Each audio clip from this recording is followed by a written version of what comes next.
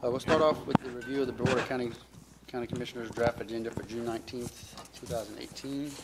And we have Commissioner Hutchings doing the Pledge of Allegiance. And then we'll move to approve the agenda with any modifications. And then a board meeting minutes for June 12th, 2018. And so we have one presentation today, which is emergency services. And it's a paramedic retirement recognition. And I think we have Mr. Don Bowman, who's going to be recognized. And just curious if there was a certificate of appreciation. Kurt Harding will make the presentation, highlight the achievements over the 40-year long career of Mr. Don Bowman. Minute one is going to be presenting a certificate. Also, the Board of County Commissioners will present a certificate as well this afternoon. Okay. I believe he is in the process of being signed today. There was just a change that the minute one certificate is going to take place next month at the EMS Council meeting, and it'll be a lifetime achievement from the EMS Council. Yay. And I'll talk to that this afternoon. Perfect. Great. 40 years of service, huh? Good. Great. Any other comments? And next we have opportunity for the public to address the board. Bless you. Yeah, I had to make a mad dash. I don't have any specifics. I'd like to follow up on perhaps the public testimony you received on the open space. Open space? The open space proposal on Lake, Ken Lake, I believe. Oh, Ken Lake. Oh, that one, yeah. And I just want to make sure that we don't need to address that specifically because you will hear that as a proposal, as a recommendation from the Planning Commission. Yeah. And at this point, I will encourage the board not to engage on those specifics until you have the opportunity to be formally briefed on that proposal. Yeah. You know when that will be? Yeah. I'm not sure. It's coming up. I just saw an agenda. Maybe next couple of weeks, I believe. Okay, thank you.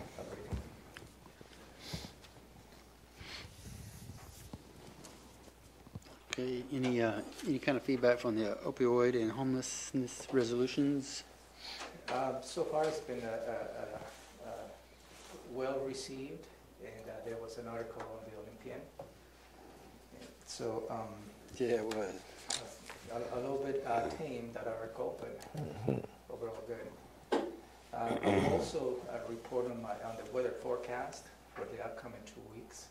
Okay. Since the June 27th, which is next week, is the deadline in which the county could put a ban on firing fireworks. But it doesn't appear that will be a need based on the current weather conditions. Okay. Do we anticipate any public comment on mining, the mining issue? On the mineral lands? Mineral lands? No, from the initial 120 plus emails that you received in the last 2 weeks, we have not received anything specific to that. Okay.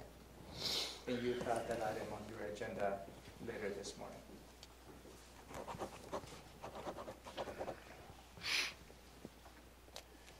Okay, so that takes us to the county manager's update. Is there any other updates? No. Weather? No. Okay, so item number 3 is consent items A through E. And we've reviewed these last week, so we'll just kind of buzz through those them. items. Item 3A is a proposal for you to authorize a license and indemnity agreement for a private citizen to bore under the Summit Lake Road for a private septic line. And we had a brief discussion last week. What is the difference between the license and indemnity agreement versus a franchise agreement? Under the code, the franchise agreement is given to a group where a group or a corporation can use the county's right of way to have a utility line either under or next to the road. The license and indemnity agreement is given to specific individuals for the same purpose, using the county's right of way to put a private line, with the conditions that in the event the county will need to do any type of improvements on the road, and those lines are in conflict with those improvements, those individuals will be responsible to remove and eliminate the conflict at their own cost. All right. Any comments? And on this these? is the second of one of these. Yeah, you approved a similar action 2 weeks ago for a different individual in the same area Okay, for a license. for license and then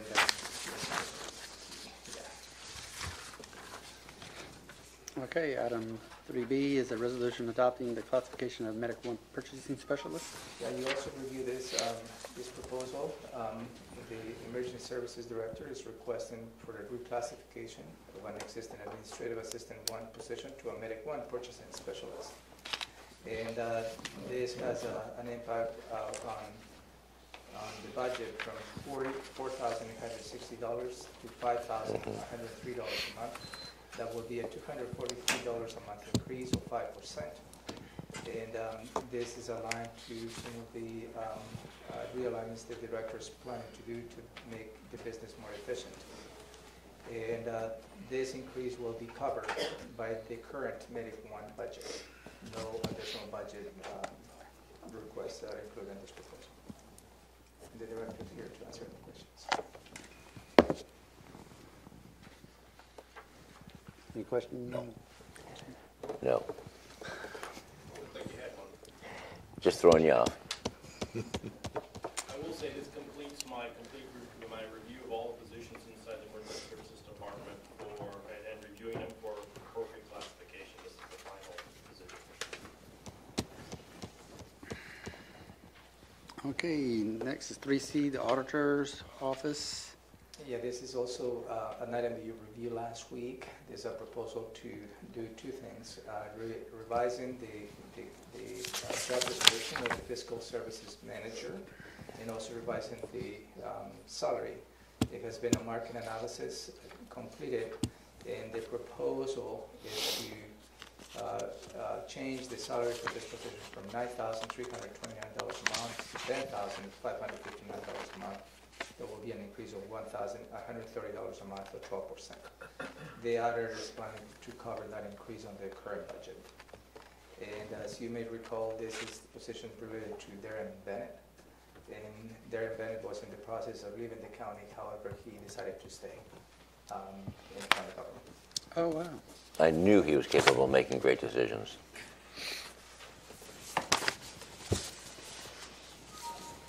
Okay.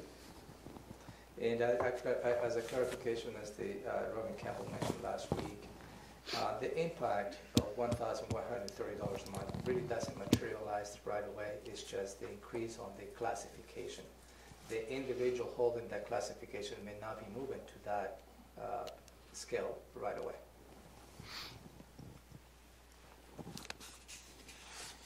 May not. Okay. Not promising, it sounds like. Well, Right away.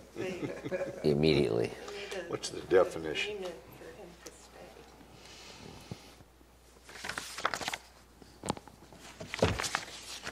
stay. Okay, that worked out. Let's go with D. Bid, award, and sign the 2017-2018 agreement with the official county newspaper. Yeah, you also reviewed this item last week, and we had a briefing from La Bonita, where we received two bids. It was the Olympian as well as the Chronicle, the Nisqually Valley News, thank you, where they provided two different bids, and the analysis was made in how much of an inch of advertisement will cost. And obviously, if you look from that perspective, then Nisqually Valley News came probably half of what the Olympia was proposing. However, if you multiply that or make it a relation to the coverage, one is probably, I don't know, I can't remember the numbers, it was 6,000 coverage audience versus the Olympia has close to 25,000. Then it is cost effective to go with Olympian. And you agree with that approach, and this is the item for your consideration to take a final action. Okay. Any comments, questions on that? Pretty easy. Don't get me on my soapbox Nope, we're not doing that. about this alleged newspaper, so no comment. All righty. And now we're down to E, the auditor financial services. It is Darren Bennett.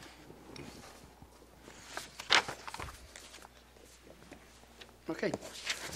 Moving on to department items, we have Public Works, which is item number 4, resolution to apply for a grant from Brian Abbott Fish Barrier Removal Board for the replacement of 4 fish barrier culverts in the This Chehalis is the, Western Tribe. This is a grant managed by the Recreation and Conservation Office, which is the RCO, which requires a formal action by the commissioners of the legislative authority before they can apply. And this is for construction funding to build 4 fish barrier culverts in addition to the 5 that are going to be constructed this year. And the initial assessment was from of those 4 locations were completely using the real estate excise tax too, and that goes back to some of the objectives of the commission. They, out of the investment that you have made to the fish passage culverts of $2 million a year, 2017, 2018, how those can be leveraged for additional grant funding, and this may be a good opportunity to do so. Yeah. Which one of the tribes are affected? On this 4 culverts, I don't know what tribes will be affected. But How about, have they been consulted to see if it fits within a plan that they might be working on?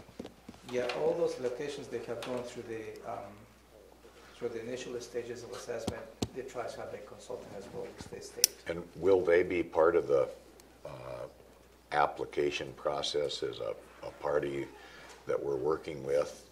I just think it might make it more likely that we'd be successful. Right on point. I believe they're going to be mentioned in the partnership, but as to my knowledge at this point, the tribes have nothing to contribute financially to this project. No, but even so, I mean, just. Yeah, but absolutely. Okay. Could you find out which tribe, just so I know that? Do you want to hold this item? No, with I the do not want commission? to hold the item. No, I want to go forward with it, but I'd like to know the answer to that. But it's plural, right? Tribes? Tribes, yes. Not just Yeah. one. Yeah. Yep, to see who we're going to be working with. Any comments? Nope. Okay, 4B, which is a contract awarded fish passage enhancement, Hunter Point Road Culvert Replacement Project. Yeah, this is the last of the 5 culvert projects. They're going to be constructed this year.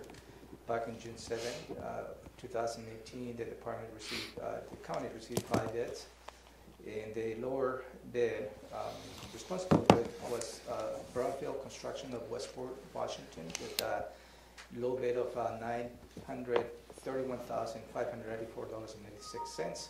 The engineer's estimate was $1,190,900, so the low bid was below the engineer's estimate. The department is requesting you to authorize and award the contract to Brownfield Construction of Westport, including additional 20% to cover any unforeseen conditions during construction for a total amount of $1,117,900. And this will be covered by the real estate excise tax under the current allocation of the budget. Any comments or questions on that? Nope, pretty good. We're tracking along with number 5. So the next department item we have is number 5, which is public defense. And that's the juvenile court services, Thurston County Juvenile Court. You also review this item. This is a grant the Office of Public Defense is receiving from the state Office of Public Defense for a total cost of $134,620. And those are related for cases that have been appointed by the juvenile court as well as the state courts. There's 2 aspects of this grant. $56,752 will be received between July 2018 and December 2018, and $56,868 between January 2019 to June 2019. The Director of Office of Public Defense is here. Do you have any questions? Oh, Patrick. This is essentially a renewal contract. We have one attorney that represents all parents and appointed counsel during dependency proceedings. So if you'd like to come to the microphone for the public to listen. Sure. Good morning, Commissioners. This Good is morning. a renewal contract with the State Office of Public Defense and Thurston County Public Defense to provide parent representation in termination proceedings. We employ one attorney. That attorney is reimbursed by the state. We're required to perform this representation provided to our community. So this essentially is a slight increase in revenue. Our current contract expires at the end of this month. So I'm asking the board to authorize the immediate board to move forward with the contract we've been provided. Any comments? No, questions? no questions. Nope. Nope. It's on as a department item. If we want to move it to a consent item, I'm happy to return this. No, that's a dollar amount. So let's have a department item. We're good. Hey, you. Thank you very much. Next department item is number 6, which is the Public Health and Social Services. And the item is approval of amendment number 2 to the Washington State Department of Health 2018-2020 consolidated contract. You also review this item, Commissioners, and this is an amendment to increase this contract by $268,092 for a maximum of not to exceed $966,956 from January 1st, 2018 to December 31st, 2020. This amendment includes a statement of work for the Childhood Lead Poisoning Program, the Maternal and Child Health Block Grant, the National Estuary Program, NEP, SCI, On-Site Sewage Management, Office of Emergency Preparedness and Response, Tobacco and Vapor Product Prevention and Control Program, as well as Infectious Disease Prevention section. And the Director of Public Health is here. Do you have any questions? Any questions about the consolidated contract? I Cost, just, yeah, the duration. cost, I mean, and who incurs the cost? Good morning, Commissioners. Hello, Shelley. Good morning. Can you repeat your question, Commissioner Edwards? The cost and who's going to incur the cost, where the money's coming from? Is that a state award? This is money that comes from the state Okay. to our department. That's all I need to know. Thank you. Thank you. Just pass the microphone. Okay, Commissioner, sorry, any other questions? Nope. Okay, so moving on to number 7, which is the Commissioners and County Managers items. Amend interlocal agreement with Thurston Mason Behavioral Health Organization for the treatment sales tax funds. Yeah, this is our revision amendment to the existing contract with Thurston Mason Behavioral Health Organization to increase the treatment sales tax contribution from $1,727,108 to $1,784,968 for an increase of $57,000. Also adds additional performance measures for a new steps to wellness for homeless youth and youth adults program, and also in this change authorized the Director of Public Health and Social Services to sign those contracts. And that is the reflection of moving the TST program into the Public Health and Social Services Department. All righty. Any questions? Equally? Yes, I have one tiny thing, and it might be so picky you might like, oh my God, why are you bringing that and up? I found it too, but go ahead. Okay. The H is missing. Yeah, What did you call it? the H at a homeless and the spelling of homeless. Yeah, we'll fix Is that. that what you're talking about? Nope. Ooh. What'd you find? Mine is a little bit more broader than that. It says Commissioner and County Managers items. Shouldn't that be Public Health and Social Services title? Yeah, this is more of a system issue. We're working on realigning this, and in fact, that's what I have my comment here. It should go under the department. So. Oh, I got the rest of it. I get the rest of it. I just, We can fix the bug in the system. oh, the bug. Yeah. I do have one other question. What is it moving? I have the 2, but what's it moving from? The amount, 1 million. It goes from $1,727,980 Yeah, but to $784. $1,784,988. So What a you're asking? couple grand. Okay. It's $57,000 increase. 178 to 178. Then I missed the from again. 1 million. 727. Oh, there we go. There we go. Thank you. 27. Thank you. Perfect. I'm done. Yep. All right. Robin has some. Oh, I was just going to mention that according to the transition plan of TSD to public health, the effective date of that is not until July 1. Oh, So, I see. but it's only 2 weeks away. Oh, Yeah. good catch. Okay. Yeah. I was just curious. No, but still, the system did it. Oh, it's still the bug. It's not supposed Not to a be problem. changed. Yeah. Okay. Okay, so we'll go to 7B, which is on-call consultant services for courthouse and civic center planning phase, including comprehensive comparative feasibility study on 3 property sites. This is the next step on the civic center and courthouse project.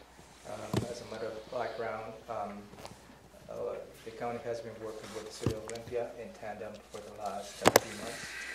And we have taken close to 12 sites that we have assessed for a potential new civic center courthouse.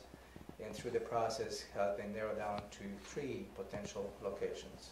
One is the existing courthouse, but it's a reconstruction and or remodel. The other one is located on Palm Street. And the third is located on Kaiser Road on the west side.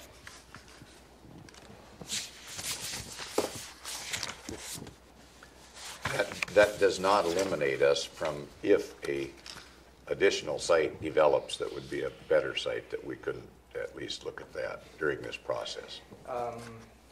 Depends how we going to be drafting the contract with the consultant. We may want to add some language to give us the latitude to add an additional site. Okay. And on the other side of that issue, this eliminates all the previous discussions on the possible sites. They're done now, they're gone. That is the intent. The intent of this process was to narrow down to 3 and they started looking at those 3 potential locations in more detail. Mm-hmm. And in order to bring that information back to you, for you to make a decision on what site you would like to continue on with the process. Right, and I got that. I want the public to hear that as well. Thank you.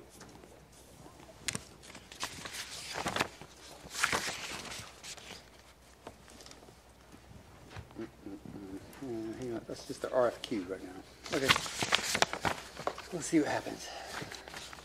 So I think that concludes all of the agenda items, and obviously C, D, and E will address those appropriately. That's the county commissioners' outreach and feedback. So at 3 o'clock, we do have a public hearing, and a public hearing to adopt budget amendment number 6. Right, and depending on the public testimony you receive, you have the option to close the public hearing and also approve the amendments. So actually, my recommendation, because we'll be bringing forward an item that was not on the list that was published for the public review, that would be potentially, depending on what the board decides, the item for corrections staffing. Because that was not published, I would recommend that we close the public hearing today and that you actually adopt the amendment either next week or the week after. All right. In that conversation, you have it on the agenda. Yeah. What did you say, Rob? I said we need to change the motion that's on this agenda, and as Romero said, we'll be discussing the staffing idea later today. Is that all right? So we're just closing it today. Yes. Yeah, that's fine. Okay.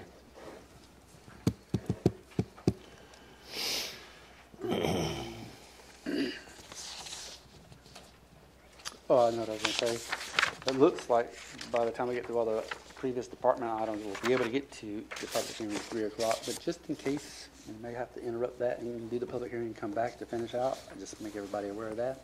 And finish up the BoCC portion after the public hearing, if we got to that. But we'll monitor. So there's a public hearing at 3 o'clock, and then we have another one at 4:30. The 4:30 public hearing is with Public Works, and it's a public hearing to amend the speed limit schedule for various county roads. Yeah, you will hear some testimony this afternoon proposing to the department to change the speed limits on portions of Boston Harbor Road, Boston Harbor Extension Road Northeast, 52nd Avenue Southeast, and 184th Avenue Southeast. And staff will provide additional information in terms of the location and the extent of those proposed speed limit revisions. Any comments? We've had prior discussions on all of those. You had a briefing on this. Yes, and, okay. where you set the public hearing. And there's nothing new in there. Nope, nothing has changed since you received that information. And these various locations are all going from the same speed limit down to the same speed limit? They're all 40 to 25 or? There's a difference. Some will go from 35 to 25, some from 50 to 25, and those are most likely dead-end roads, as you heard on. Right. Okay, then. I was thinking of including those speed limit variations, but it's not needed if they're varying, if they're different ones. No, that will be part of the. That's in the amendment. Staff's presentation this afternoon. Okay. Thank you. Look, I got one item on the public hearing for 4:30, and it's a tiny little item again, but the contact information is Bernie Sissons. I think she has 3 S's in her name. I checked and it's just 1 S. Oh, is it? Okay, good. Ooh. Ta-da. Maybe Bernie should be told. Yeah, that would help, wouldn't it? I didn't know. I thought I knew. Wow. And commissioners, for the 4:30 public hearing, I will not be able to attend. I have a presentation to the BCB this afternoon, so Robin Campbell will be. Okay. So that concludes June 19th. Is there any questions, comments, follow-ups from anybody looking around? Seeing none, we'll move on to June 26th agenda. For June 26th, we call the meeting to order at 2 o'clock. Ask Commissioner Edwards to do the Pledge of Allegiance, approve the agenda, or if any modifications, of course, approve the board meeting minutes for June 19th, 2018.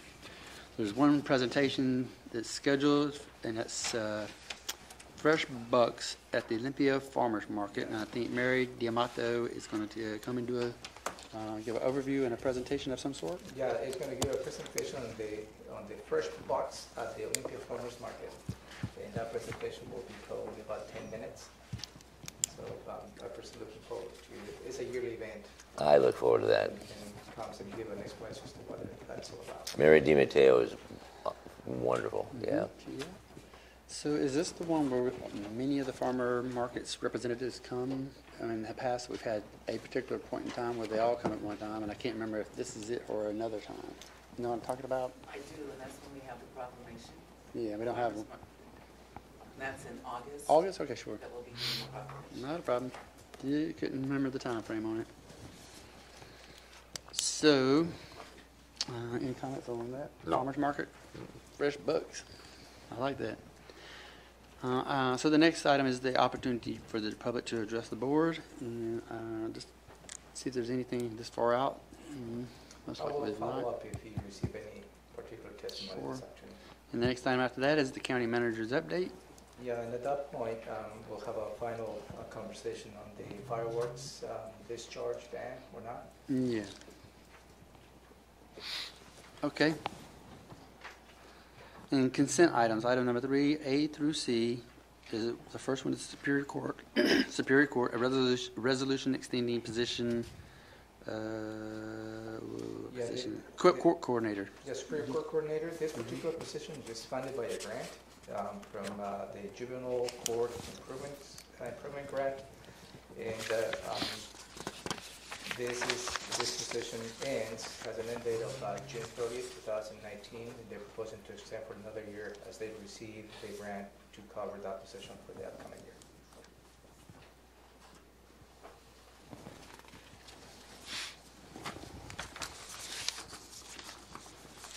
All righty. So item B is the auditors, is the item increase existing change fund by $500. Diana As Benson. you know, the county has many accounts. They have cash available, and you as a legislative authority authorizes how much money each of those accounts should include. In this particular case, it is a request to increase by $500 to a total of $900 on this particular account, which is located on the Public Health and Social Services Department. And it will improve the internal controls. It has been suggested by the State Auditor's Office to increase that amount to manage what cut flow they need to do on a daily basis. Comment? Comment, question, curiosity? The change fund. Yeah. Is that like petty cash? Is that It's petty petty cash? cash. Sure. So I understand the process of having to legitimize and authorize, but this advertises how much cash we have in the building. For some chucklehead. Chuckleheads. Never mind. Unfortunately, all the decisions that you make is a public. You know where I'm going. I'm not going I to know say what you're it saying. because they don't watch this channel anyway. But yeah, okay, that's fine.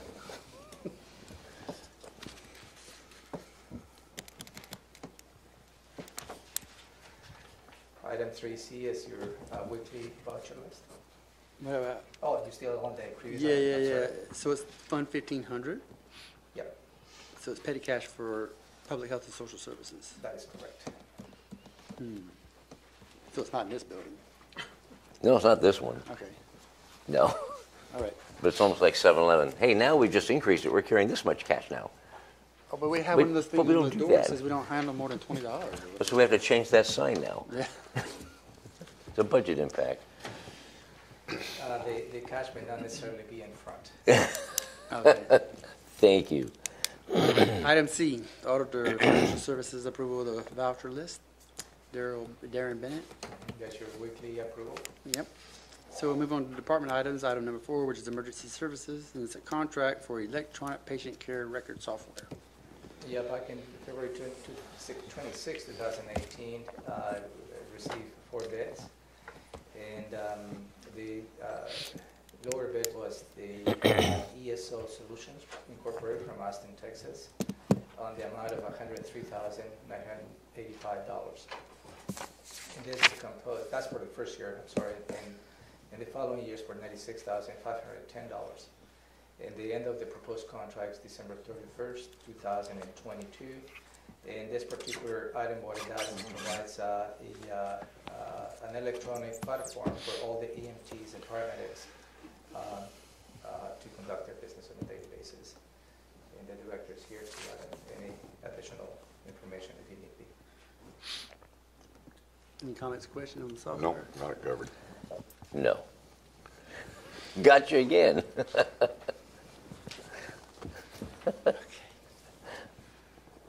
No questions on that. Number 4, we move to number 5, which is the Public Health and Social Services Interlocal Cooperation Agreements and Memorandums of Understanding for the Community Development Block Grant Entitlement Funds, which is the CDBG Entitlement Funds. Yeah, this is from the Urban Housing and Urban Development, the Community Development Grant Program, CDBG funding.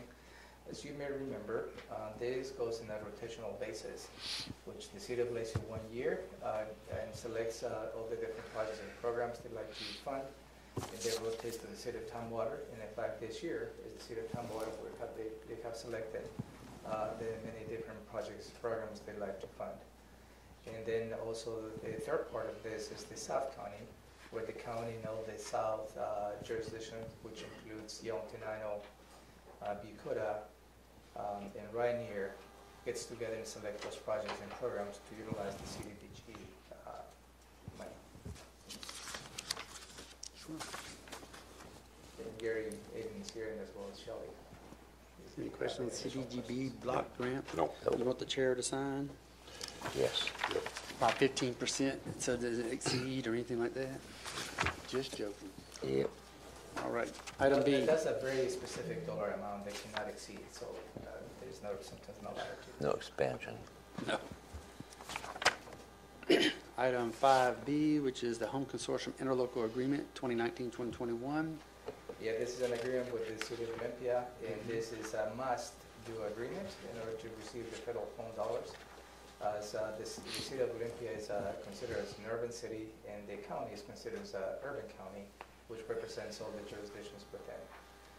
You reviewed this item maybe 2-3 weeks ago, and where you decide to change portions of that agreement, that has been submitted to the City of Olympia, and I believe the City of Olympia passed that agreement yet, not yet, but it's in the process. So far, we have not received any feedback about the potential changes one way or the other, so I assume it's moving forward. You There know is, that? yeah, there's a time element somewhere there, isn't there? Yeah, it's coming up. June 22nd, right? June 30th is the date it has to be there.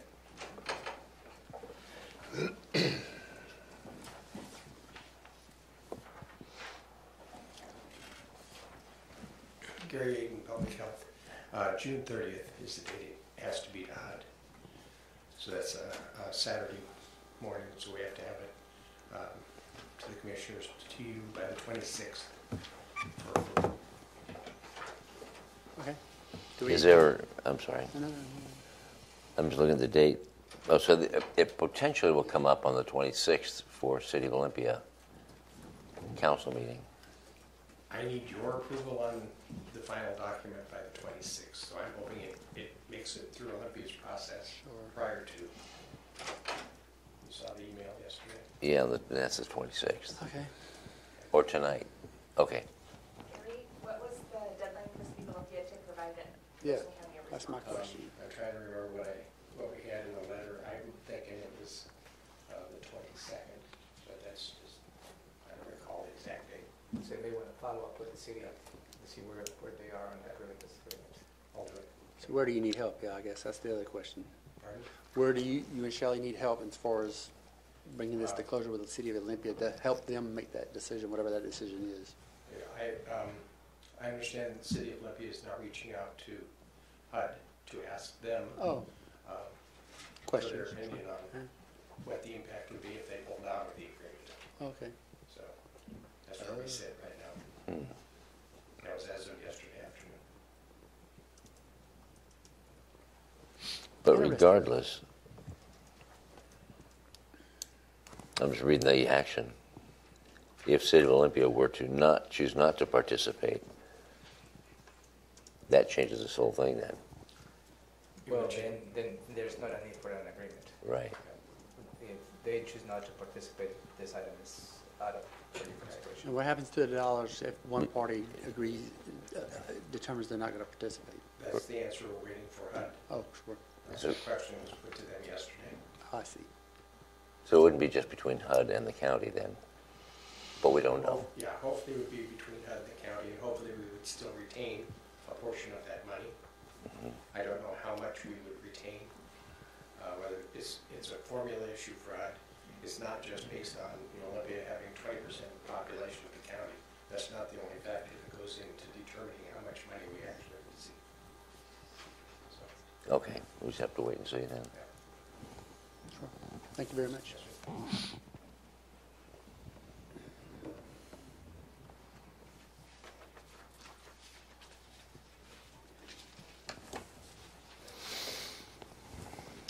Okay, item number 6, which is Public Works, and this is a resolution for temporary closure of 26th Avenue Northeast between the driveways of 4214 26 and 4215 26th Avenue. I don't know if we need all that in there, but I get it. Yeah, I think that's the only way the geographic can be defined. It's definitely defined. And I have a map for you. Give you an idea of the proposed. Which foreclosure. 26th Avenue is this? There's like 3 of them.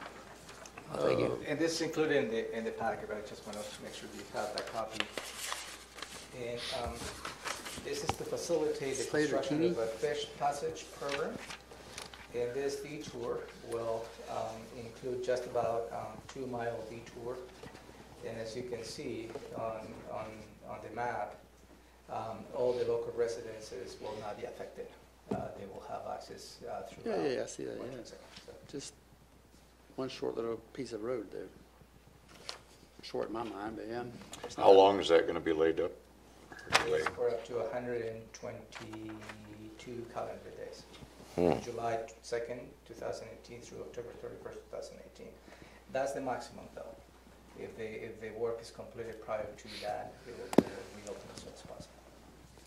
Is this the one that there was a mistake on the calculations of the bid? I think there was a different location.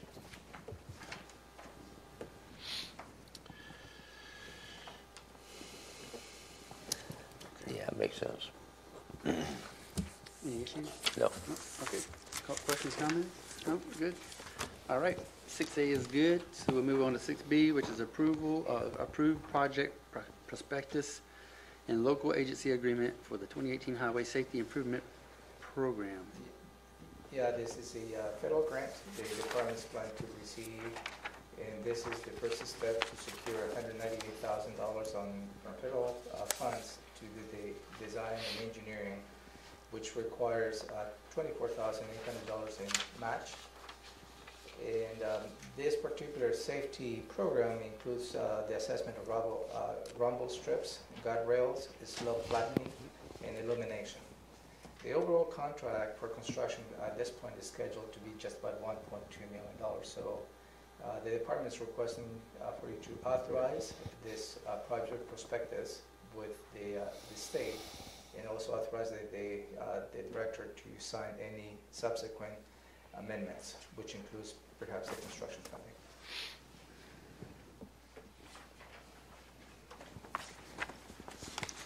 Any comments or questions? So it's a prospectus, it's throughout the county. Yeah, it's a wide area, so with this grant, the department will go through the process of determining the specific locations where rumble strips, guardrails, and that sort of safety work needs to be done. Okay, thank you. And are the county engineers here, do you have any additional questions?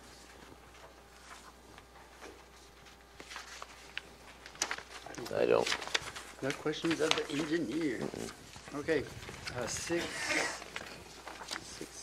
that was 6B. We're going to go to 6C, which is the on-call engineering and professional consultant services. This one's Rick Thomas. Yes, you authorize the department to go ahead and request, go with an RFQ to secure what we call on-call engineering professional consulting services. And the proposal before you include 11 engineering firms, sort of an overall cost of $4.8 million in consulting services. This includes just about every single area in terms of stormwater, traffic, transportation, bridge design, everything in geotechnical engineering the department does. This morning I had a conversation with the department and had some questions related to the number of consultants that we have, 11 in total. That seems to be a little bit unusual.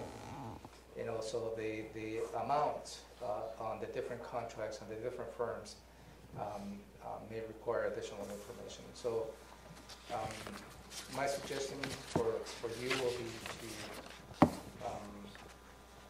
delay this action until we have additional information from the department in terms of the resource loading. And then we'll bring this back up to you maybe in the second week in July. Good.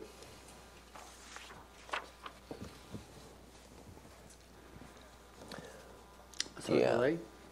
That would be my suggestion. I want to Unless delay. you feel comfortable with the information provided to you today. Well, the only questions I have is, it says to sign contract each extension, and I don't know if there's any limit to the extensions, and or any increase for unforeseen type stuff. Well, with the action, you authorize up to $200,000. Up to then, okay. And then if the department needs it beyond that, they will have to come back to you to authorize additional funding. And I believe the extension may be related to the time extensions without exceeding the budget. But again, it's a wide variation from a couple firms awarding $200,000 to a firm awarding close to $1.8 million. Yeah. So I think it needs to be a little more discussion with the department as to what the intent of that is. Thank you. I do. What's the funding source going to be? This all comes from several funds. One is from the road fund, the solid waste fund, the stormwater fund, and all the different funds the department has. So no general fund is associated with this. Okay. I guess that's what you were asking. That's where I was going, yeah. Okay. So when you say delay, what does delay entail? Is there any sensitive items here? Or? I had a conversation. Obviously, there is a sense of urgency to have those contracts in place. But I think it will be prudent to delay until middle of July to take an action until at least we've had some answers on some of the questions that I had. I guess I'm in favor of that delay because we expect the county manager to know all the particulars, and I'm going to follow his recommendation. What's your direction? Same. Okay, there you go. Yeah. So just need to know. Sure. So that takes us to item 7, which is the community planning and economic development. The first item we have is set a public hearing for Spooner Land Use Plan Amendment. The public hearing will be July 24th at 5:30. You heard this item, and you decided to move forward 2 options. One was the as-is, which was the recommendation from the planning commission, and one was the land use designation that applies to the entire parcel. And the proposal was to set a public hearing for July 24th, 2018, at 5:30 in the afternoon, here in room 280.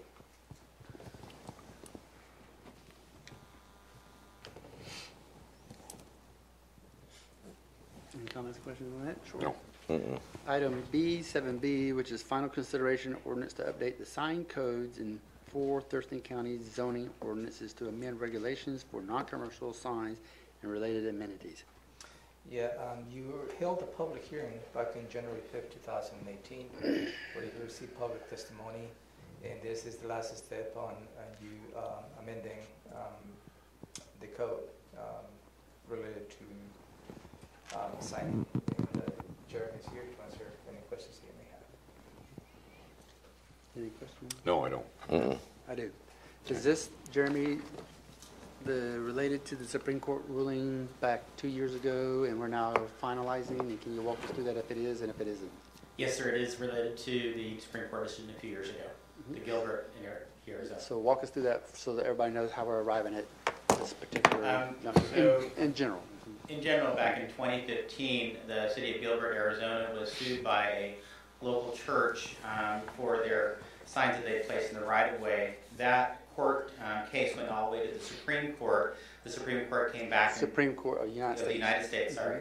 Of the United States came back and said that non-commercial speech signs, you can't go and look at the content of those signs, and you have to regulate them all equally, which caused jurisdictions across the country to take another look at their sign codes to make sure that they meet that court decision. And it's a First Amendment decision, so there's a heightened scrutiny on codes that don't conform to that decision.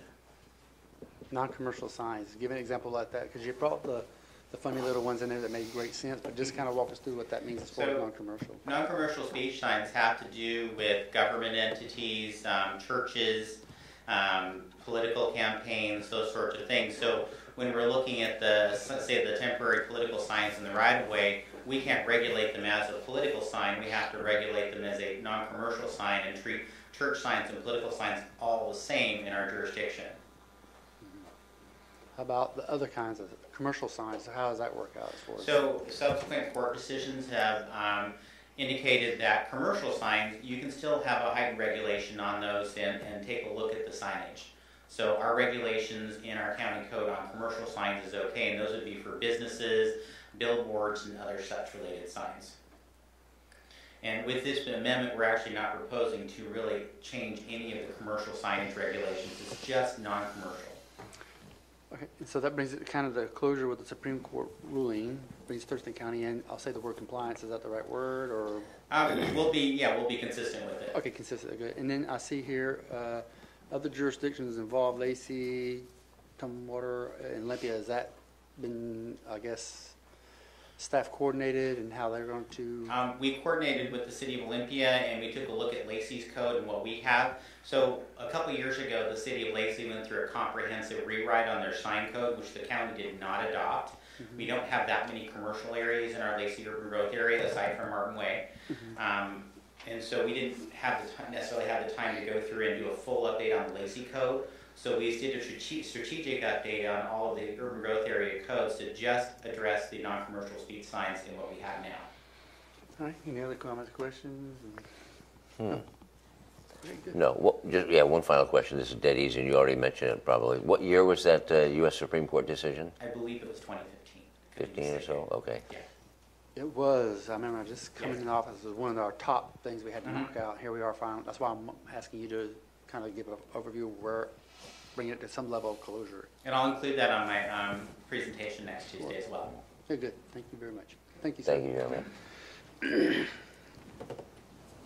So the next item is 7C, which is a set of a public hearing on amendments to Title 14, Buildings and Construction. Again, that's Jeremy Davis, but this is a hearing for July 17th at 5:30. And you also had a couple of briefings in this. Let me walk you through briefly what this is proposing and is planning to achieve. Number one, the summary, which included your packet, is increasing the size of the exempt storage buildings in the rural county from 200 square feet to 400 square feet. The amendments will also exempt exterior siding replacement, same size windows or door replacement, requiring not framing modification, solar panels, replacement electric, forced air heating units, and electric water heaters. Those are all exempt. The expiration time for building permits will be extended from 180 days to 1 year, and extend the time for purchasing and approved plans to 1 year. Also, number 4 amends the fire code, includes clarification of the standards and allowing an administrative waiver to fire flow where the occupancy is no more hazardous than the existing occupancy. Number 5 amends chapter 14.38. Development in the special flood hazard areas that are necessary to retain the current Federal Emergency Management Agency Community Rating System Class 2 rating. Amendments include clarifying the 2-foot elevation requirements, springboard, clarifying the use of fill in the special flood hazards areas to ensure consistency with other codes and other amendments. This is in a nutshell what some of the changes that you've heard in a couple of briefings in the past. It's just to set the public hearing. And the staff is here to answer any questions. Any comments, questions? I guess the only thing I'd say is this is kind of an extension of what we did in 2017, where we opened up the permit center from half a day to full days, trying to make access and understanding and being able to conduct yourself a little easier in Thurston County. And these amendments allow a little more flexibility to the applicants to conduct business. Okay. So that's the conclusion of 7C, and the next item we have for on the 26th of June would be a 3 o'clock public hearing. The Public Health and Social Services, the public hearing would be the 2018-2022 Housing and Urban Development Regional Consolidated Plan and the 2018 HUD Annual Action Plan. And so it's the adopted resolution for fiscal year 2018. Those are the options that you have available to you, depending on the public testimony that you receive. Okay. Any questions about that? No. No? Good. Any general questions or comments about Tuesday, June 26, 2018 so far as it stands? Not related to this, would you like July? to talk about the July 3rd meeting, considering the July 4th holiday is on a Wednesday this year? So now we've gone before. So what's the courthouse open or closed on the 3rd? It's open. Oh, it's open? Okay. But traditionally, Yeah. you So don't have a meeting. staying consistent, so do you understand what I just want to make sure? So the 3rd, we will not have a BoCC. Right. Is that all right with you? It's fine with me, knowing full well if there was something timely that had to be done, we're flexible enough. So we'll still have an agenda, I don't pre-agenda. have anything that is pressing for July 3rd. The next Okay. meeting will be the following week, That's fine. like July 10th. And usually they would have all the items. And I believe the staff has already got into that, mode. Right, yeah, So just like the to rhythm. confirm that is your direction. Yeah, no BoCC. We might have a pre-agenda and some other minor stuff to work on, but I it'd will be, probably have the pre-agenda just to look at the July 10th agenda in the morning, and maybe some items they like to bring for you. Sure, and throw on there, to look at the rest of the year for big ticket items Okay. that we need to make sure we address before the end of the year. Yeah, I'll build an agenda for your Tuesday, July 3rd meeting in the morning. Yeah. All righty. So that's June 26th, we're done with that. So I'm looking at this document here, the overall agenda for today, and we have the public hearing decisions pending, the rate increase for Long Lake. We'll go through that. But I want to look at the commissioner's check-in. I see the Public Works is here and CPAD. And did you have anything on here, Shelley, that you needed addressed? I'm here for item number 1 as well. Oh, okay, sure. Okay, good. So we'll jump to those and then come back up to the legislative and PIO. Is that all right? Sounds good. So it's 9:56. We normally take it at 10 o'clock, but so come back at about 5 after. We're going to take a break till 10:05. And then we'll jump into those items real quick. Please make sure you guys mute your. We're muting. Thank you.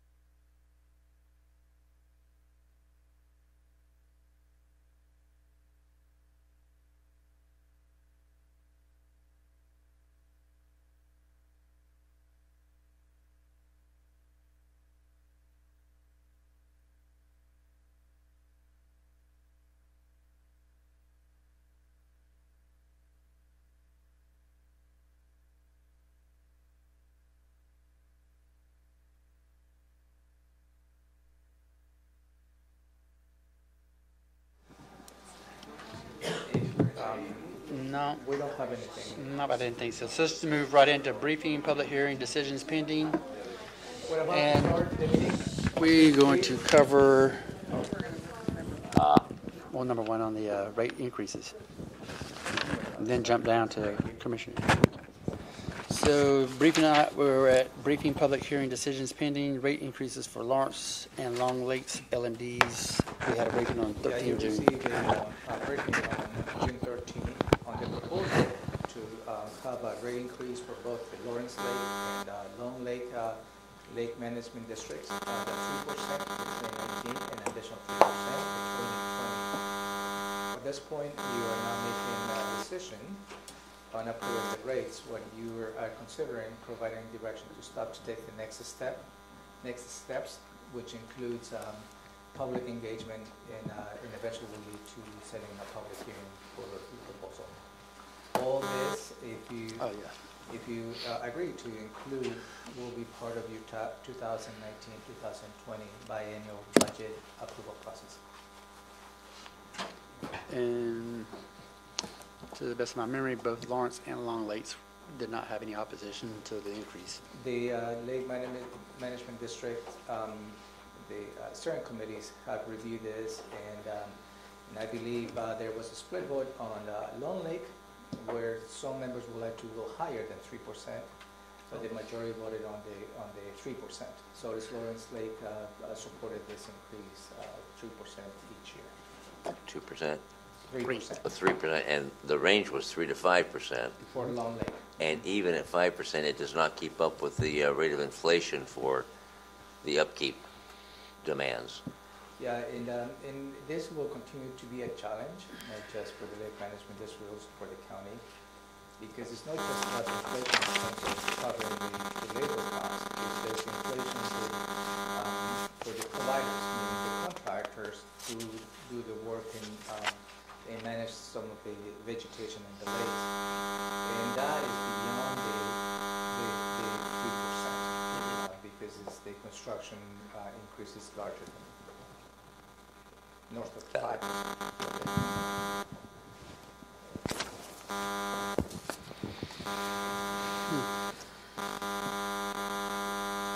Any comments, questions, concerns? Lawrence Lake? And again, you're at this point, you're just providing direction to staff to continue with the next process, and Yeah. to include those increases on the 2019-2020 budget. Okay. Okay, we're good. All righty. Let's move on down the agenda. We're going to skip over legislative update and PIO check-in, just to go to the commissioner's check-in and go through those. And so first, we'll address the number one, the homeless camp at the work. That's Public Works. And then we'll cover the rest under CPED. Monica, how you doing? Bless you. Good morning. Does everyone have a copy of the memo? I think I can project. No, it's for the public. We're live streaming. You're on TV. You're live. I think my back is on TV. Does everyone have a copy of the memo? We do. All right, thank you. I'm here today to inform you about a homeless camp that's located on county property to the east of the Waste and Recovery Center in Lacey. So if you look at figure 1, which is page 2 of your memorandum, you'll see the county facility. That facility is outlined in yellow, and there's an arrow on the map which is on the east side of the property, or to the right of the plat that you see. In that wooded area, there is a homeless camp. And staff became aware of this on May 23rd when we had a deputy sheriff come to the facility and advise us that they had arrived on site and had intended to give 24-hour notice to vacate the property.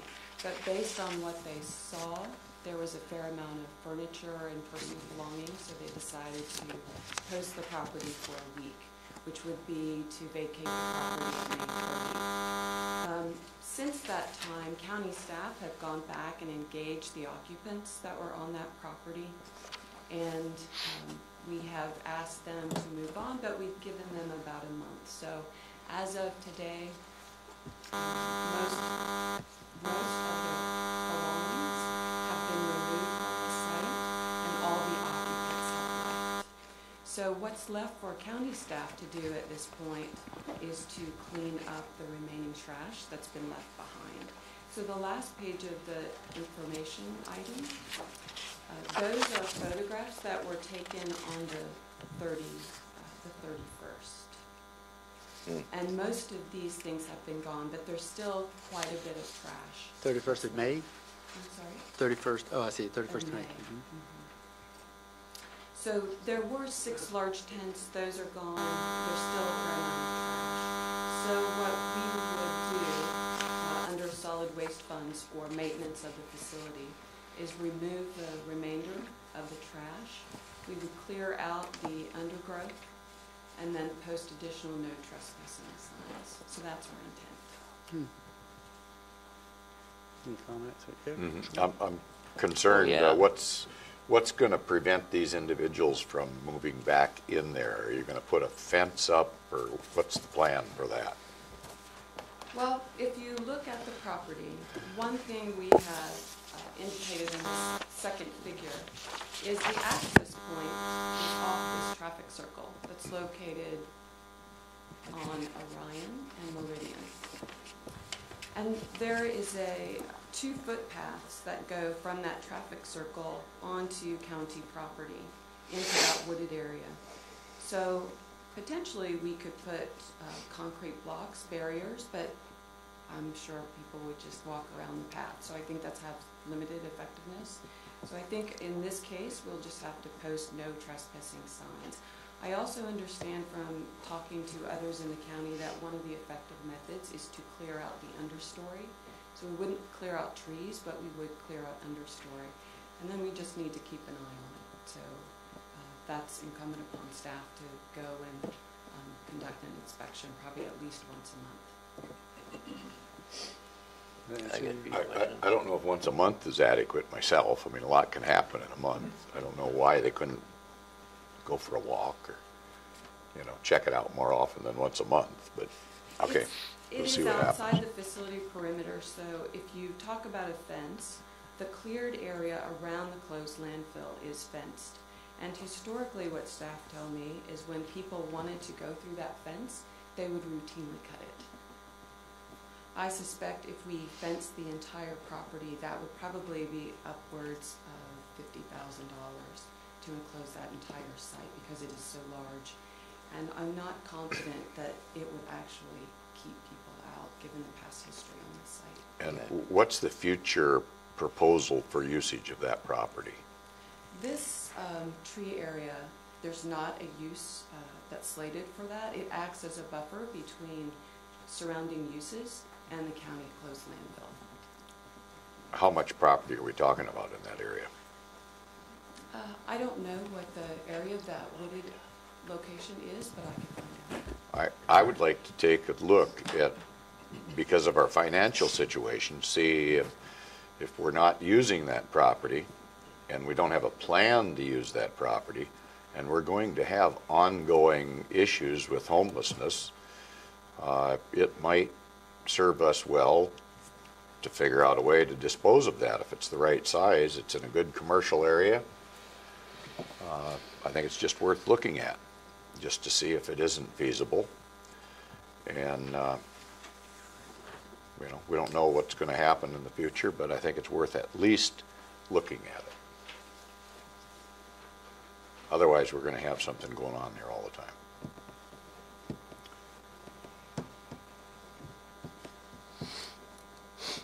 Is that a tasking?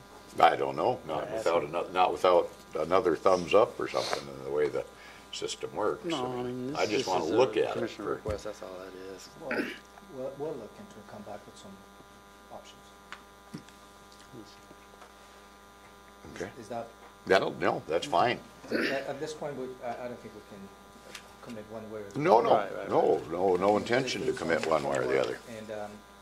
And the process in terms of a boundary line adjustment might be needed, what is the land use? Sure, all of those things. So we'll, yes, there's some steps that we may need to take, whether it's doable, viable, feasible, we'll come back and as appropriately. Okay. I have several questions, Monica, but I know you can handle this. What kind of population are we looking at? Just a real raw, rough guess. That were there at the height, yeah. The That we know. demographics, is it family or is it whatever? Is that what you're asking? I'm just No, curious. population. How many people? Oh, how many? 10, 20, 50? What staff saw there were not families, it was only men.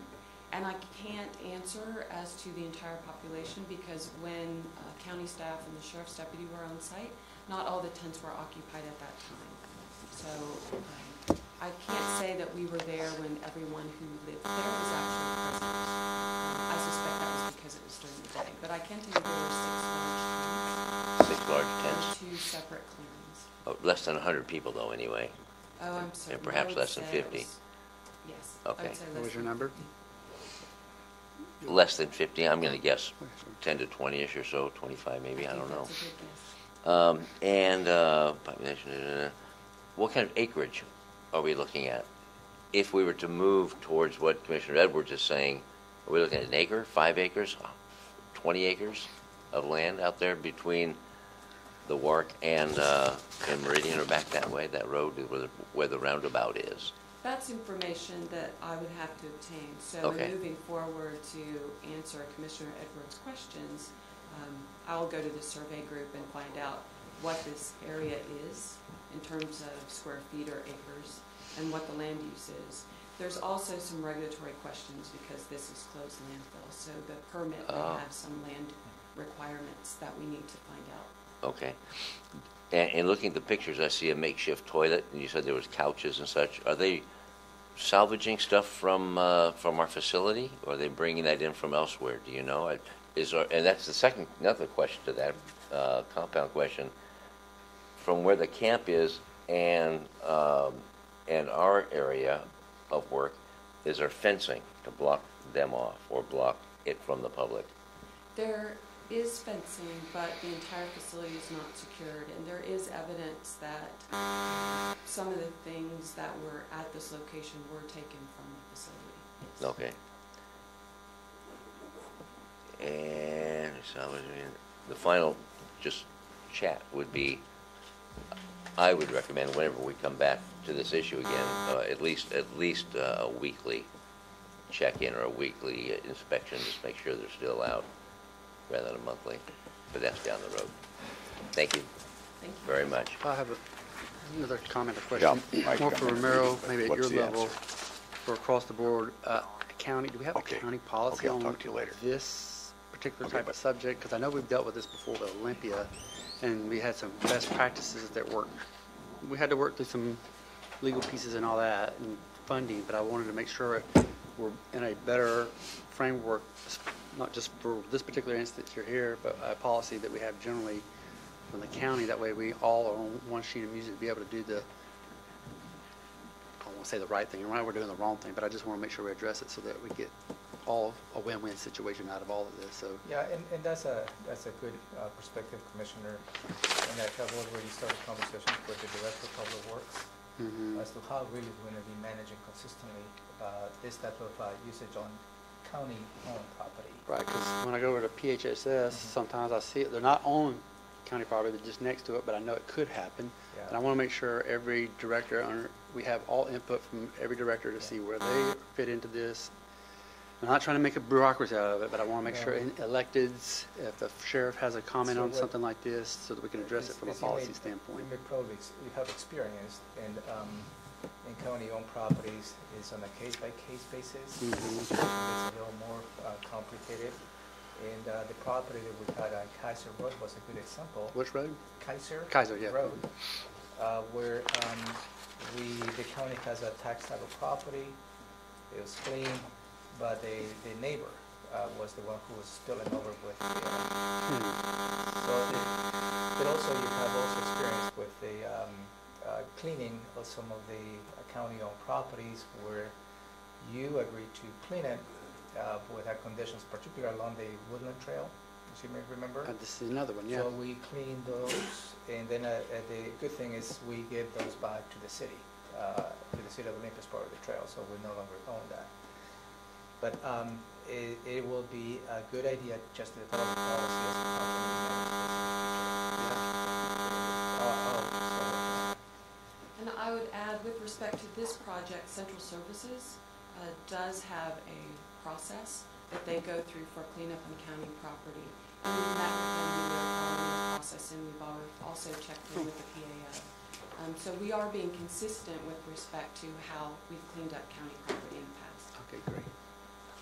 I'm glad you said that, because that's kind of what I was going from. But yeah. Michael, one final question. That is, from the WARC all the way to Meridian, that is all landfill, previous landfill? No, I don't believe that's landfill footprint. That's the buffer. Okay, the buffer, okay. That surrounds the landfill. All right, thank you. Well done. Anything else? Anybody else? Okay, thank you. Wait, Oh, Oh, Shelley, Shelley. Sorry about that. Go ahead. Yeah, come on. This is a health issue too, right? Yes, as well as a housing issue, which is just why I wanted to comment on it and draw the connection to the resolution that the Board of Health passed last week, because part of the reason for that was related to our concerns about the health conditions in various encampment sites. And we have many throughout Thurston County. This is just one.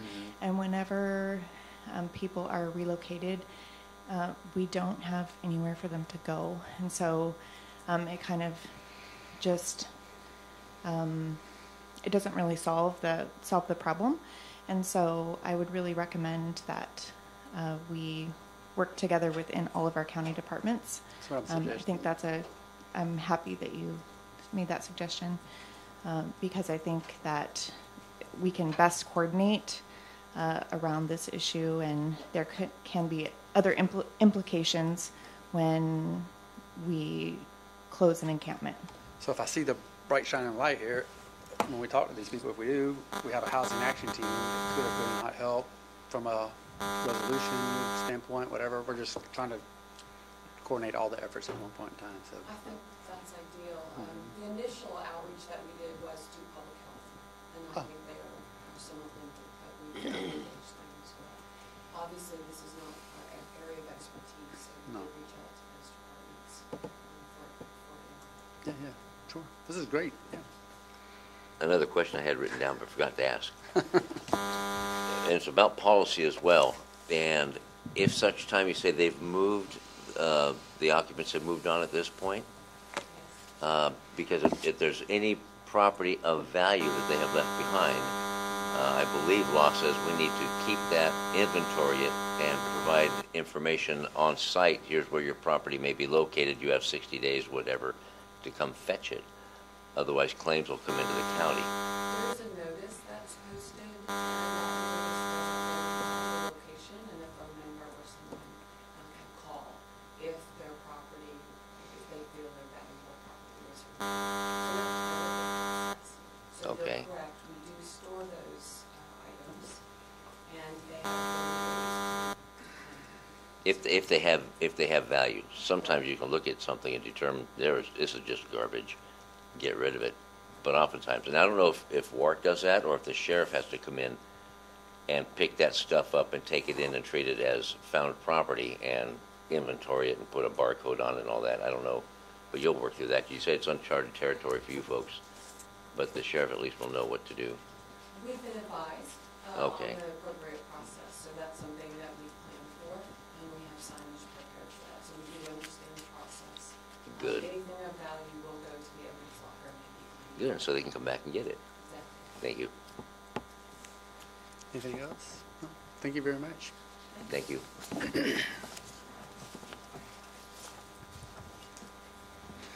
Okay, so that takes us still to commissioners' check-ins. So I'm going to ask Josh to come forward and any other staff for. Oh, I forgot corrections officer staffing level. Oh, hang on a second. Sorry, Josh. Let's get that one out of the way real quick, and then we'll take care of the rest of it. So item number 2 is correction officers staffing levels, and we had a So- briefing the other day. Yeah, Commissioners, it is a follow-up to, first of all, the report, the draft report that you received from the consultant who provided a an analysis of the staffing levels at the corrections facility here at the county. And also you had a follow-up conversation with the sheriff's office as to the level of additional correction officers we might consider. How we left it at that point, attached in your briefing is a chart that looks like this. Oh, yeah, I saw that. Okay. That is the bottom line at front. And there's a couple of steps the report is suggesting, the draft report is suggesting. One is adding 5 additional correction staffing levels, which includes 3 sergeants, 1 corrections deputy, and 1 correction technician. But also the next step will be to add up to 12, which includes the 3 sergeants, 7 correction deputies, 1 legal assistant, and 1 correction technicians. And when the flex unit is completed, the report suggesting that it will be up to 26, which includes 3 sergeants, 16 correction deputies, 1 legal assistant, and 6 correction technicians. You also heard that perhaps you have an opportunity to find some positions using the detention sales tax. And Robin has provided to you that perhaps you have capacity for up to $1 million as to how you would like to, use the detention sales tax for this particular matter. My recommendation for you today will be for you to consider adding 7 correction officers. That will be a combination of 3 sergeants, 3 correction deputies, and 1 corrections technician.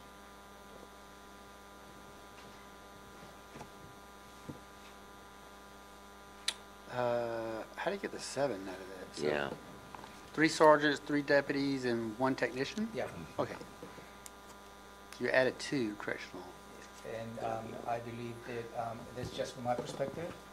I don't It understand. brings you a little bit somewhere in the middle, because eventually you will have to assess that down the road.